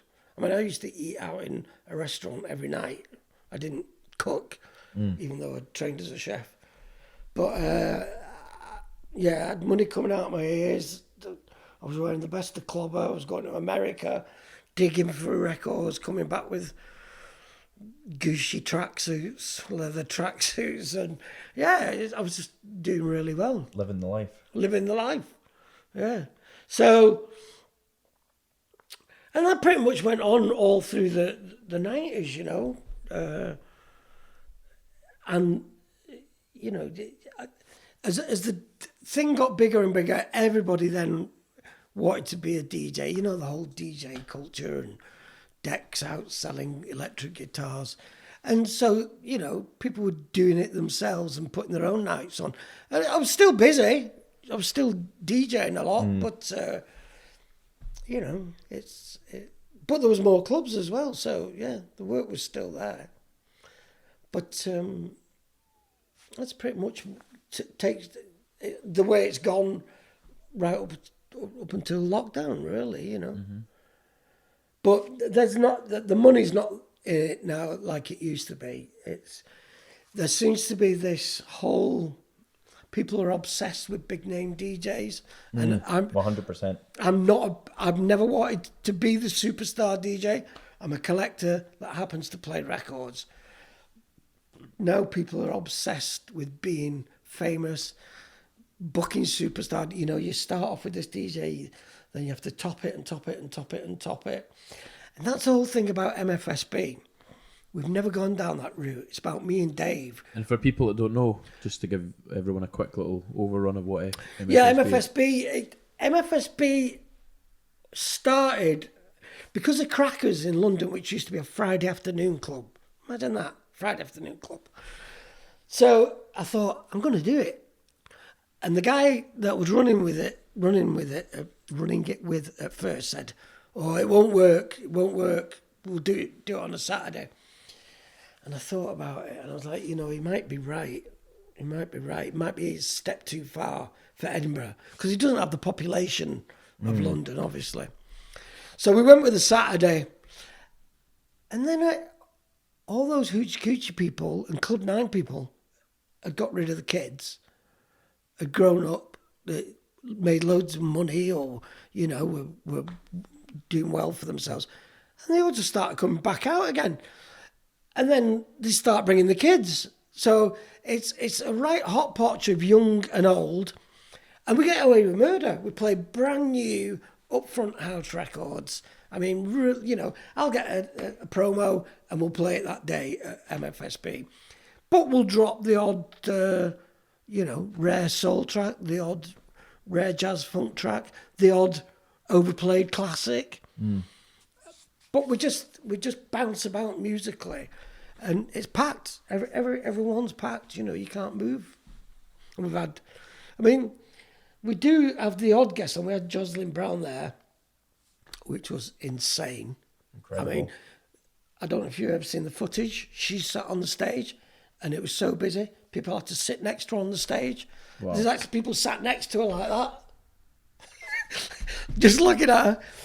Nicky Siano we had Colin Hood on, who was one of the big... He's had a bit of a revival lately. He's getting loads of work. He was one of the original London jazz funk DJs, and he smashed it. He came, and he's just had his 70th birthday, and that's another interesting thing. The whole house thing is like, there seems to be no age barrier now as well. It's like I thought my dad was ancient. When he turned 40, I was like, God, my dad's really fucking old. He's going to die soon. But now, people don't bat an eyelid at a 60-year-old being in a club. No. And everyone dresses dead cool. You know, the pipe and slippers saying is true. That's how your mum and dad used to dress. There was a time when they stopped wearing the drape suits and the rock and roll gear and just settled into slacks and slip-on shoes for comfort. But now everyone, the age thing just doesn't seem to matter now. You know, Soul Sam, he's 75 and he's still DJing every weekend. He's at an all-nighter. 75. Yeah. That's incredible. And he's still... A lot of people had never heard of him that come to my clubs. And we put him on a few times. And people going, who is that guy? He's playing records I've never, ever heard before. Because he's all about finding unknown records. And he just blows people away even to this day, you know. He's still discovering records that people don't have a clue, that have been lying there since 1975 and have just been discovered, which goes back to the whole thing that I said to you about digital and vinyl, how unless someone like Soul Sam finds a record on vinyl, it doesn't come into the digital world. So is he one step ahead maybe a little bit on that scene? Yeah, you know? it sounds like it. Yeah. But, you know, digital, you've got a whole world of music at your fingertips. So unless you're into what Soul Sam does, it doesn't really matter, I guess. But it's, you know, it just shows that, there are records out there that have still not been played and discovered. Still getting turned up. I mean, I've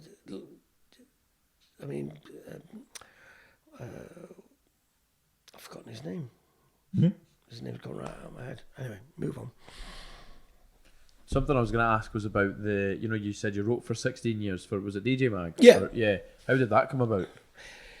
They used to do a thing called the hype chart. So you put I think I've heard about this. You put the title of the record, the artist, and then they leave a little space and you had to write something about the record. And they'd feature someone's hype. They'd compile the chart off the hype chart. I think there was 100 of us. And then occasionally they'd put 2 or 3 hype charts and print them with the comments. Well, they always used to piss themselves at my comments. So they're like, do you want to come and start reviewing records? And I was like, yeah. And that's how it all started. I just started reviewing records for them because... A record collector's dream. Yeah. To go and just review all these records. Well, I mean, fucking hell. I was getting 10 packages a day at the time. Amazing. Through my door of vinyl. From America. From Europe. From everywhere. They were just... Sometimes they'd sit in the fucking envelopes because I couldn't get through them all. So, yeah, it was just crazy. Because obviously you had Mix Mag, you had DJ Mag, you had Jocks, and all the record companies wanted the records reviewed in those because it's before the internet as well. That's how you found out about the records.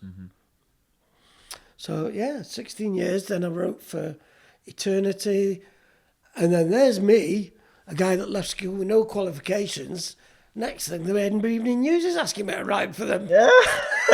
And writing bits for the Scotsman. I'm like, but I didn't get my shit together till I was quite old. I did not old, older. I was spending a lot of time, as I said, just being fucking mad with it and just, living, out constantly, living the life. lifestyle. And then I got to a point where I was like, What age were you at this point? Probably about 55.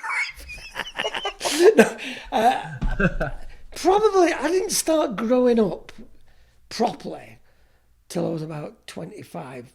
When I say growing up, I mean thinking, I've got to get a house. I've got to buy a house.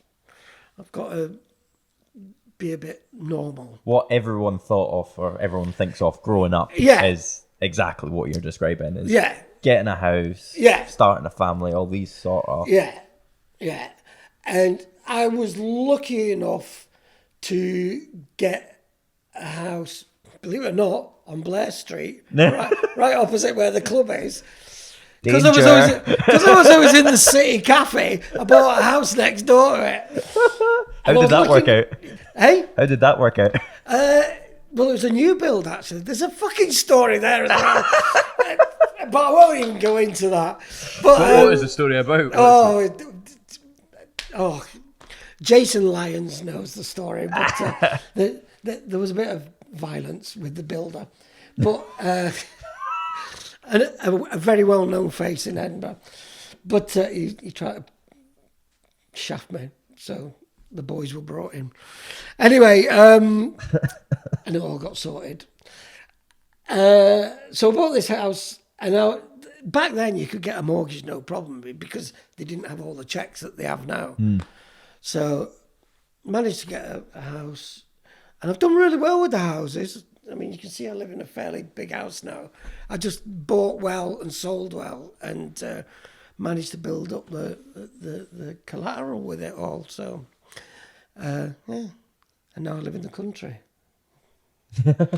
for some fucking reason. But anyway, yeah. What was the question? You were talking about you lived in Blair Street. Blair Street, yeah. So, yeah, but what about it? What was it? I can't even remember what the question No, was. we're talking about the builder and stuff, but you had an original question, which was... We're talking about DJ Mag. I can't believe we got so much off tangent. losing our train of thought. Yeah, we're talking about DJ Mag. Yeah, writing and for DJ the Mag. Edinburgh Evening News and stuff like that, yeah. So, And then you got your life together. You were This got is your what life it was. together. This is what it was. This is where we got You got your life together. light bulb bingo. I got my life together, yeah. So along comes my current blonde girlfriend. I'll probably go nuts for mentioning this, but along comes Julia Grant, another blonde, who was absolutely stunning, and she was so level-headed. Not that the other girls weren't, but she was a designer. She designed Home Nightclub and loads of famous bars and clubs and everything. Is that interior designer kind of? Yeah. Yeah. Yeah, a proper interior designer, Yeah. not MDF like you see on the telly. And she was so passionate about it. And I learned a lot from Julia, a hell of a lot.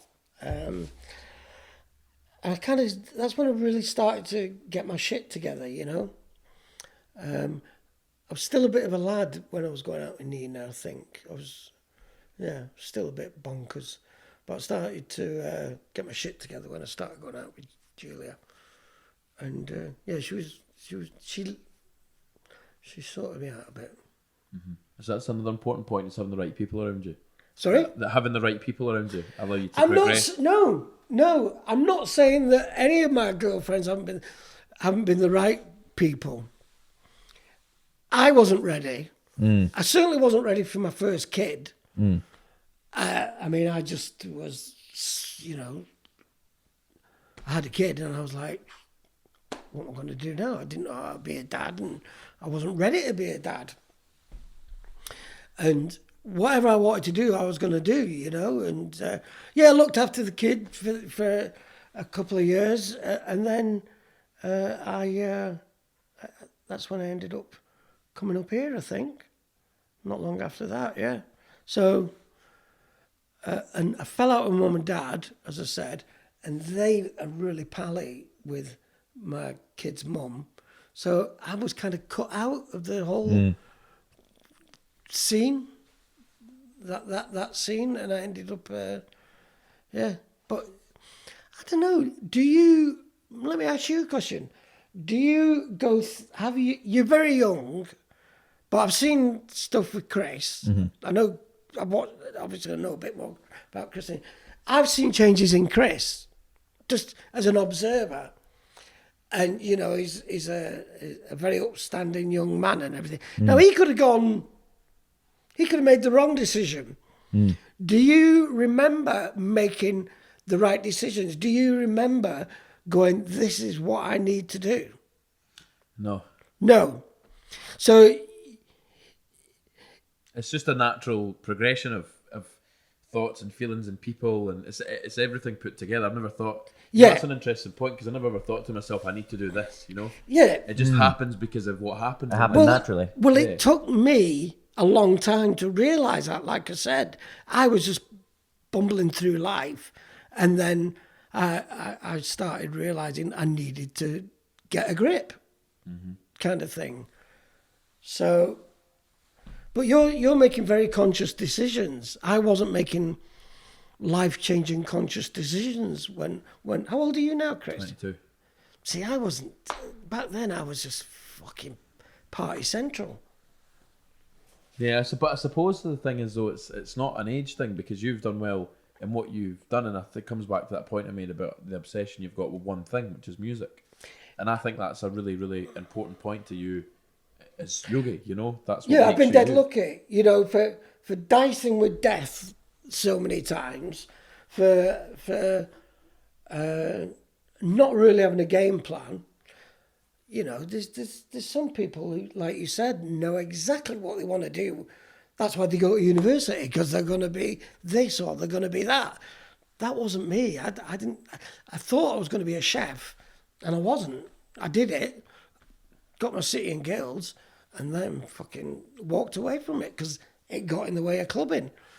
And then I spent yonks just dicking about. And as I said, it took a long time for me to go, now's the time I need to start. I can't carry on like this. I suppose I was doing some stuff, me and Pete Tonge, the stuff I won't talk about, that could have got me in a lot of trouble.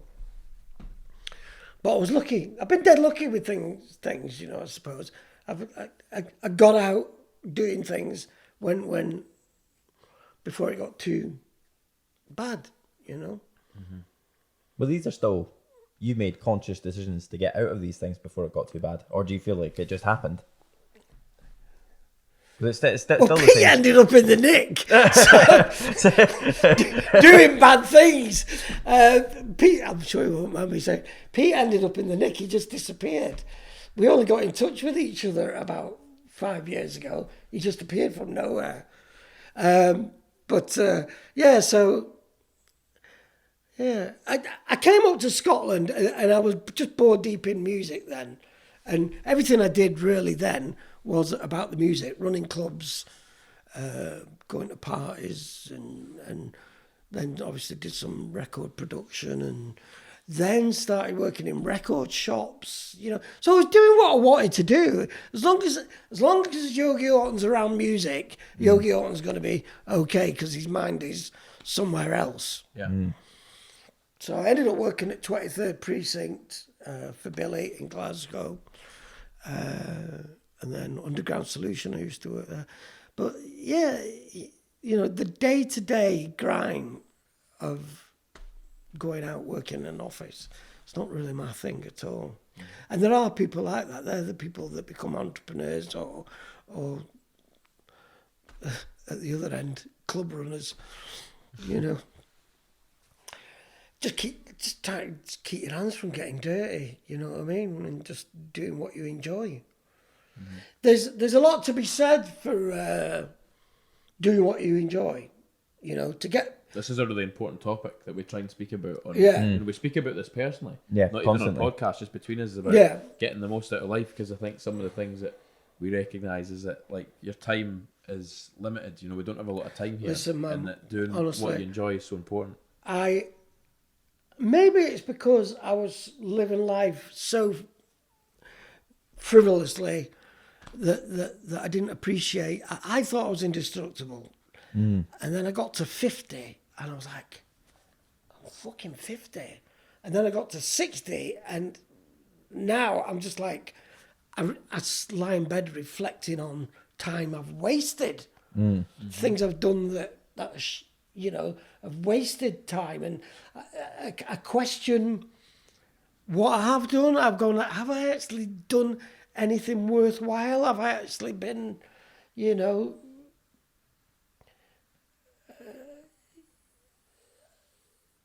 something in society that's been beneficial? And then, someone will go on Facebook and they'll go, Yogi, I remember when I first heard this, or Yogi, we were at this club of yours, and that's how we got into that. And, look, I'm not a fucking brain surgeon, but I make people happy, and that's a good thing. Mm. So, yeah, that's what I do. I make moments for people. I don't make cars. I don't make things people can use in the house. I make moments for people. And, maybe I undervalue that. Maybe, Caroline quite often says to me, what you do is amazing. And I go, is it? She goes, well, look at all those people at MFSB. Look at the pictures. Look at everyone smiling. Look at the experiences you've made for people that they'll remember for the rest of their lives. And I do undervalue it, because at the end of the day, I've always said this whole music thing is about me. It's a selfish thing. It's about me getting more records. And that's all. Everything I do is about getting a bigger record collection. And running a club is just a way for me to be around music and not get my hands dirty. Mm-hmm. So, yeah, doing what you want to do. Most people only, if they like football, they only get to play it maybe for an hour in the Sunday league, and the rest of the week they're doing a shit job. I get to do what I want to do 7 days a week. I get up in the morning, I go into the record collection, and I play music. And I'm still discovering my collection, because you've seen the size of it. I still pull records out and go, what the hell's this? And I'll find myself a new thing to play. It's like the Forth Road Bridge, that collection. It's like, you start at one end, you go to the other end, and then by the time you get to the other end, you've forgotten what's at the other end, and you start again. And by the time you get back to the start, other records have become in vogue, because records records are funny things. They do age badly, and some of them last well, or come into maturity. Records that I thought sounded shit when I first got them 25 years ago, sent to me. Now all of a sudden you go, oh, look at the whole disco revival. Those records lay dormant for years and years. Now everyone's like, disco had a bad name. Disco was like shit. Disco That's sucks. a really good point. Think about like St Andrews. Yeah. We were DJing at Hector's house in St Andrews, and the only records I was playing was disco music. Yeah. And those records have laid dormant for years. So they mature. Do you know what I mean? That's why I never get rid of anything, because I don't look at Go-Go. Have you heard of Go-Go? No, I've not. Well, there you go. Go-Go, There you go. Go-Go is out of Washington, and it was almost like a subgenre of hip hop, and it lasted a couple of years, and it was massive. I mean, the bands were doing 5 nights at Hammersmith Odeon. And then it just fucking disappeared off the face of the earth. And it's never come back. And you never hear a go-go record. The nearest thing you'll hear to a go-go record getting played is the Junkyard Band, The Word. But you just will not hear go-go records played out. But I've got all my go-go records, because I know one day some big shot DJ is going to play it, and go-go is going to be the next big thing. So, like I said, they all come round and mature. Yeah, you've obviously lived like we were saying before, a life just full of rich experiences. And I love the fact that you had no, because we used to in our podcast and just in life we're talking about people making a game plan and trying their best to making conscious decisions, but this on the flip side, this is literally the exact opposite of what we've been talking about. What we've been talking about. You had no game plan at all. Yeah. But your obsession with music led to where you got to. Yeah. And that's a really interesting thing. And the question I had for you is, are you happy with the life that you've lived?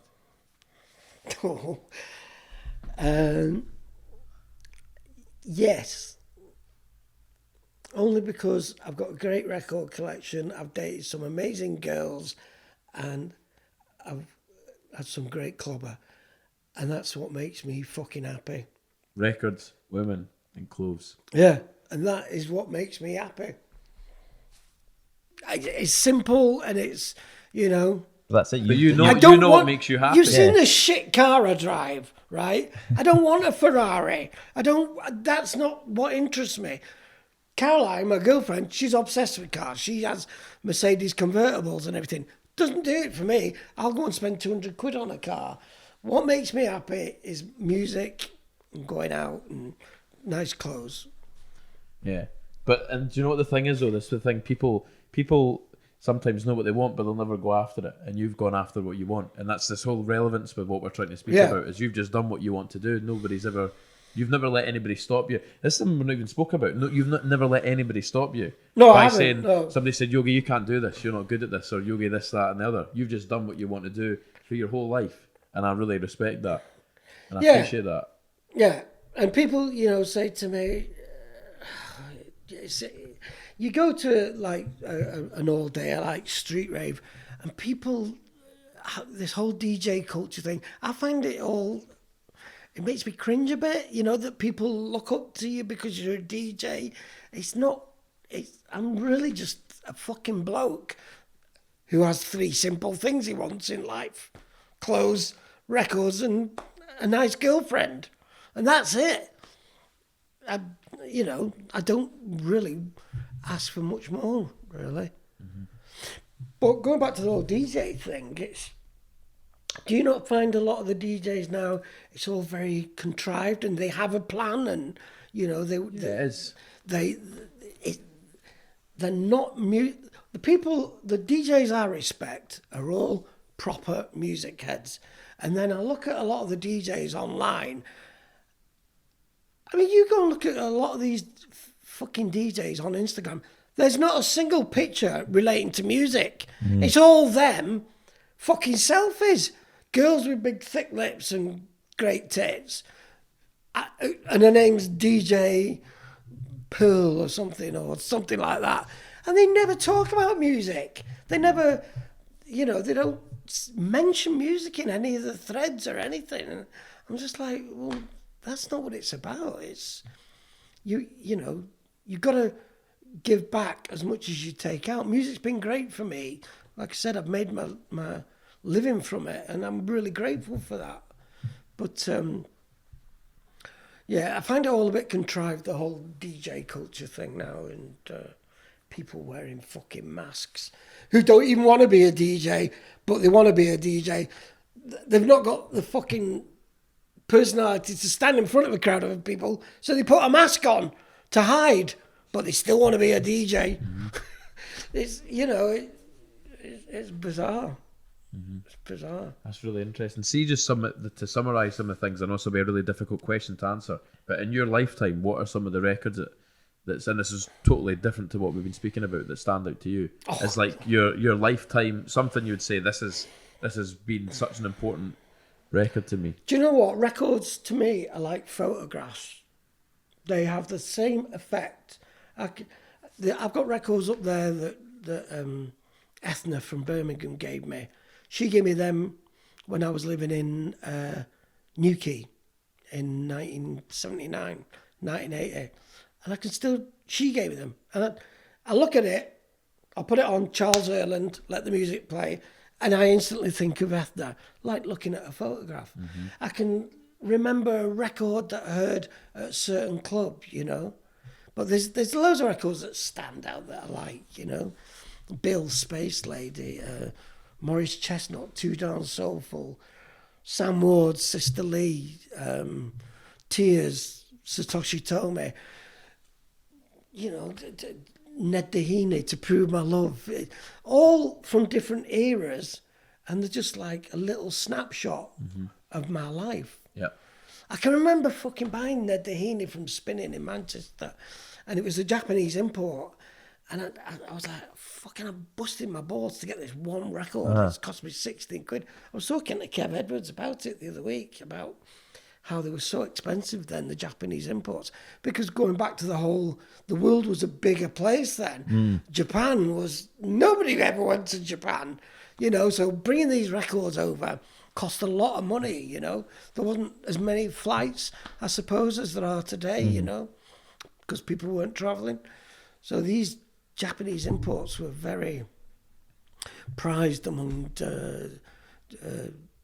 jazz funk and soul collectors and jazz collectors. So, but yeah, they're just like pictures to me. Records, they're just a snapshot of a moment in time, and they're just a bit better than pictures because, you know, they make a noise. Yeah, they make a noise. I like that. So the soundtrack to your life is the memories that you've got. Yeah, that old cliche, the soundtrack to your life. That's exactly what people will make up picture books and things. You have your record collection. Exactly.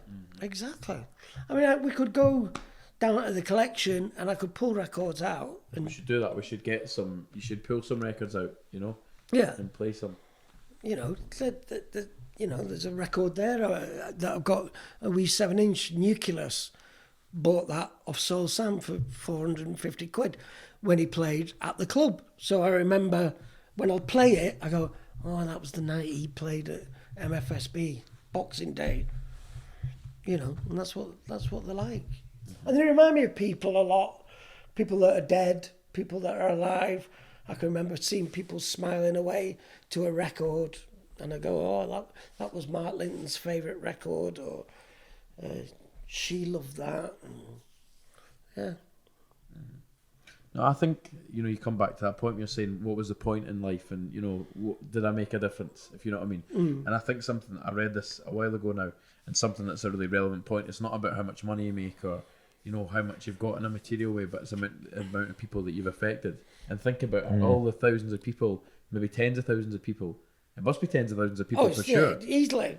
You know, easily. that you've put a smile on their face and you made their night, even if it was one moment or multiple nights or multiple months or years that you've known them, and how you've changed their life with music. And well, funnily enough, it's funny you should say that, because going back to Chris Thomas, the other Chris Thomas, you know, when all those brothers were coming up to the clubs, now a lot of there's girls that met some of the guys from Bradford that now live in Bradford. And that is real. They're married and got kids.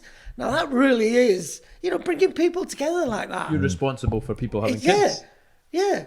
And there's guys that moved up here that came to my clubs that met girls. And yeah, it's a weird thing bringing people together like that, you know.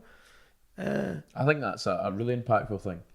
You know, It you're is, responsible yeah. for the people that have had children together. I mean, that's a massive thing. Like, Yeah, they should all be calling the kid fucking Yogi. Fucking give me a bit of respect. But yeah, no, it's, yeah. I mean, like, you got Julie that lives with Devon in Bradford, and Pete married a girl from up here. So yeah. Yeah, touching people's lives, it's important, it's good. Be nice to people. Yeah. Someone once said to me, a casual once said to me, he said, "You know what your problem is, Yogi?" I said, "What's that?" He said, "You're too nice." I said, "What do you mean?" He said, "Because people take kindness as weakness." He ended up in the nick for a very long time for being a complete barn pot. There's my door. 2 seconds. And he ended up being put in the nick for a very, very long time. And I get people coming up to me and saying, "Yogi, thanks for the memories." And, you know, or I'll get someone saying to me, "You were always so good to me, Yogi. I remember I couldn't get in this club and you didn't even know me, but you took me in with you." And, you know, just that whole attitude about not being nice is a bad thing. And I think that's pretty shoddy way to look at life, you know what I mean? Because in my experience, being nice to people or good to people has come back and paid me back tenfold. You know, people will give me records and that and say, "Oh, I've got a few records. Do you want them?" I remember I used to come to your club and used to take time out to talk to me, and they'll give me a fucking bundle of records and stuff, you know. So, you know, I don't know. I watch a lot of these programs about fucking gangsters and stuff, and I just don't get it. There always seems to be a pretty poor outcome, no matter, you know, if you're going to go down that route. Be nice to people. Boys. No, you're pretty level-headed anyway, you know. Chris especially is doing really well for himself. I think we're lucky because I feel like the reason I've only done well is because my dad passed away when I was young as well. Same with Ryan, both of our dads have passed away. Right. That's what we're saying earlier, and that makes three of us. But just because that happened so early, and because of what my dad did, running businesses and stuff like that, I just had to make a decision to run with it, and that's the reason why I changed so much. But can I just? Am I go for it. Yeah, go for it. No problem. So I think we'll start wrapping things up here. Right. Okay. So at the end of each of our podcasts with people, we want to ask them a question, and it's if you were to give 3 life lessons and pass down to the younger generations, what would they be?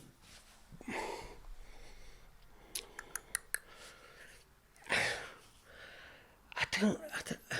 You've clearly got one. Is just be nice. Yeah, be nice. Massive one. Yeah, be nice.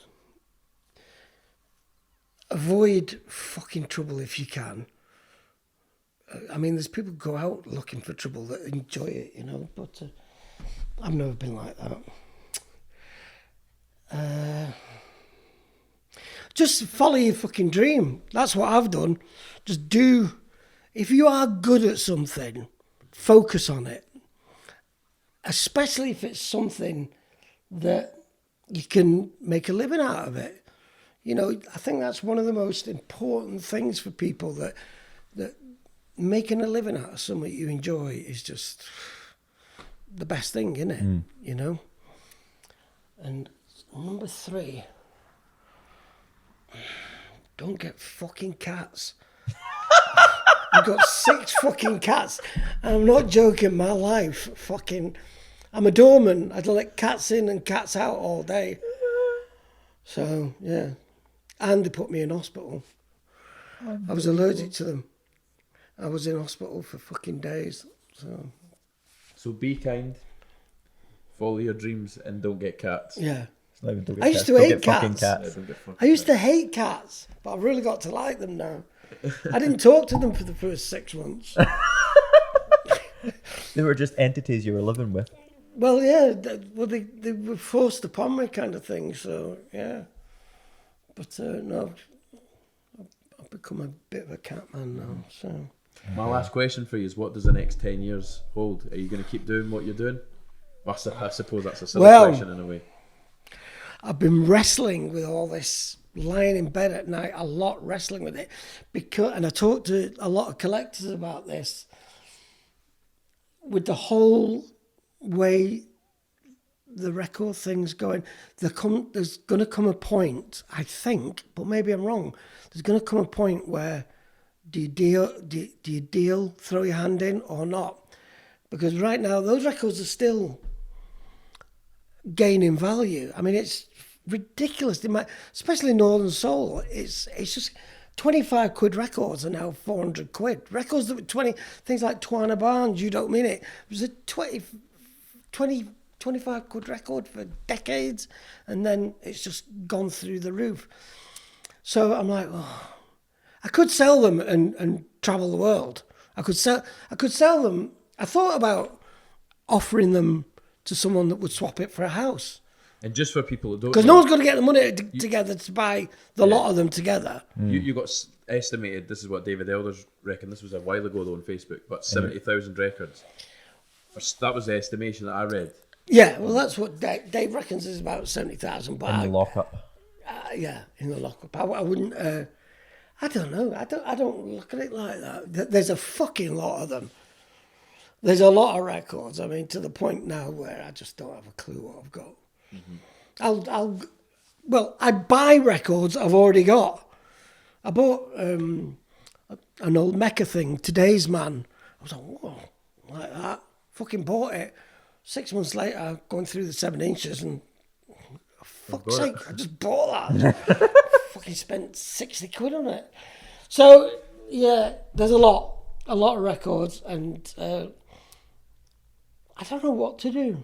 I really don't know what to do. And I don't know what the next 10 years holds, because things are moving so... Do you know what? I spoke about this the other day, the whole DJ thing. I see these DJs now that have got all this equipment in front of them, and they're literally making tracks on the hoof. And I'm like, would I even want to do that, even if I could do it? It's, those records that I play are so organic, and we fell in love with them by the way they sound. Now guys are fucking about with tracks so much. You're like, well, you don't actually hear the original track. And they're just fucking hitting buttons and, looping this, looping that. I don't, there will come a point where I get sick of it, or it gets sick of me. And will I carry on collecting? I probably will. Just be a fucking old man sat in the countryside buying records. But as I said, at some point they maybe have to go. But maybe not. I don't know. Might pop my clogs. I'm 60. Who knows? I could die tomorrow. And then fucking someone's going to get a load of records. I mean, Caroline said the collection's not getting split. If I go out tomorrow and drop dead, she said the collection's not being split up. So it might just sit there, gaining more value. But going back to the whole Frank Sinatra, Peggy Lee thing, how long can a jazz funk record? Will people want to hear a jazz funk record? You could start your own museum. I've thought about music as well, and how timeless music is, or certain parts of music are timeless. And there's music that'll stand forever. I suppose there's rock and roll records that go for fortunes. There is rock and roll records that go for fortunes. So maybe there's a good few years in the collection yet, especially the house stuff, obviously. Those Joey Nego things, they're only, a few years old, and the Moody Man things, maybe people in 20 years will want to buy a Moody Man record for £1,000. Don't know. It's funny how, with the whole house thing, how it's... I see some records now that are starting to fetch a value, but I'm amazed it's never gone like the Northern Soul thing, where it's the same thing, New York, Chicago, Philadelphia, that's, where Detroit, that's where all the music comes from. And how little runs of records, but they've not gone up in value the way that Northern Soul has. You're like, well, maybe there's only, 2,000 copies of that record, but why is it, you can pick it up for $3.99 and it's a fucking great record. There just isn't that passion with house yet. I don't think, I think it needs to all come around again, and people, the next generation appreciate it. It's like, like you with Kerry Chandler and that, if you started collecting, that would then make that record a bit more valuable, because there's another young guy wanting it and less are in circulation. So there may be a resurgence in it, It's like go-go music. Yeah. If people jump onto go-go, £2 records are then going to become 25 quid records. It's almost like it's got its own stock market, records. Yeah. There are rare go-go records, though.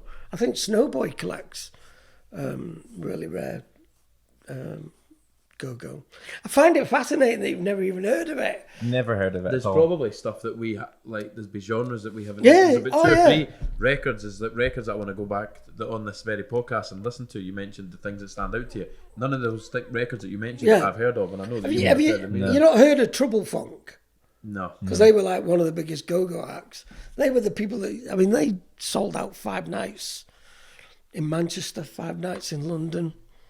And it was all about percussion. It was all kind of timbali and congas and stuff like that.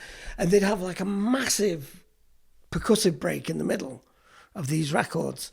I've heard them live, and that's all they're doing, fucking smashing drums and you need to go and check out some go-go. Yeah, that's to everyone though. Let's all check out some go-go.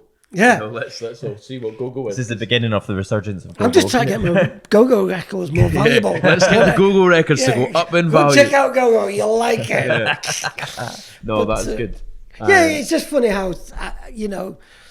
Same with fashion, though. Things come back around. Yeah, you know? For the amount of house records that are out there, a lot of them just are worthless, you know. People give them away rather than try to sell them because they know they're only going to get £2 for them, you know. Mm-hmm. But there are some records starting to get... I mean, like all the Joe Von stuff on Gold Tone, that's all 50, 60 quid. Which is nothing. But Northern Soul people go, 60 quid, that's fuck all. But by house terms, that's quite a lot of money. Yeah. So, there you go. That was great. Thank you very much. Yeah, Thoroughly that was enjoyed really the good. chat. I've learned a lot about music. I've learned more from somebody that didn't have a game plan in their life than somebody that... Yeah. Seriously though, we're trying to find people that are like, you know, all the success and all this stuff in life and what and you know, try and help younger people. But for somebody that had no clue what they wanted, no game plan, but just had one obsession with music, has made you who you are. And I think this is really important. Is that, you know, fair enough, maybe money hasn't been important to you and all this stuff, but what you've got to tell and what you've got in your mind is all the experiences you've got. And they've got a big fucking that's house. invaluable, and a big house with 6 cats. Yeah. You know what I mean? It's invaluable what you've got. You can't put a value against the lives that you've changed and stuff like that. And I think that's a real interesting point to you. Yeah. I mean, you know, I like to think that if you went away and pulled 10 people out of MFSB and said, what did Yogi affect you? How's he affected you? And you know, I think people would say, he taught me a bit about music, he taught me a bit about that artist, he brought me and my husband together. I think, you know, that's what would happen. I mean, you gave me the first shot of DJing on vinyl. So...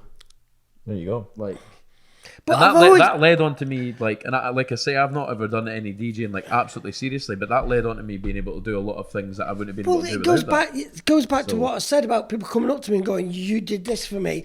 I've always been about the latest post about the MFSB 10th anniversary.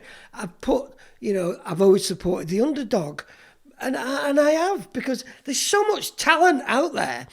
Fucking, I'm not interested in all those big name DJs. I'm more interested in listening to someone like you and I'm From All. Do you know I'm From All? No. Oh, I'm From All, yeah. Yeah, we put him on at the Weekender. Nobody knew who he is, and now everyone's fucking like, I'm from all this, and that's what turns me on. Mm-hmm. Finding someone and giving them a little helping hand. That really satisfies me. Mm-hmm. You know, finding somebody that's a real talent that nobody knows about. And that's how the whole Goldmine room at the Weekender came about. Because I had that many DJs going, can I play? And I was like, well, I'm just going to end up with loads of names nobody knows, but I want to help these guys. So what I'll do is I'll give you a room and you work it out between yourselves. And that's what they did. And we found so much talent in there. And it was you'd have fucking a big name DJ in the main room, and there was twice as many people dancing to some young kid that was fucking smashing it, that had fire in the belly, and just, you know, was following the dream. And there's no substitute for passion. It's worth its weight in gold. There's no substitute for passion. There isn't. So that's where it's at. That was brilliant. Fantastic. We will end the show here. Well, thank you very much, Yogi. I really appreciate that. It was a real solid episode with some real good information in it. I probably talked a load of pish, but no, it was good. I mean, that's what it feels like for you, but for me, I've learned something from that. I've really learned something from it. Well, if you can go away and take something from it, then that's good. So, just, you probably learned not to take drugs. Don't get cats. Follow your passion. Get cats. Don't take drugs. Yeah. Follow your dreams. Yeah.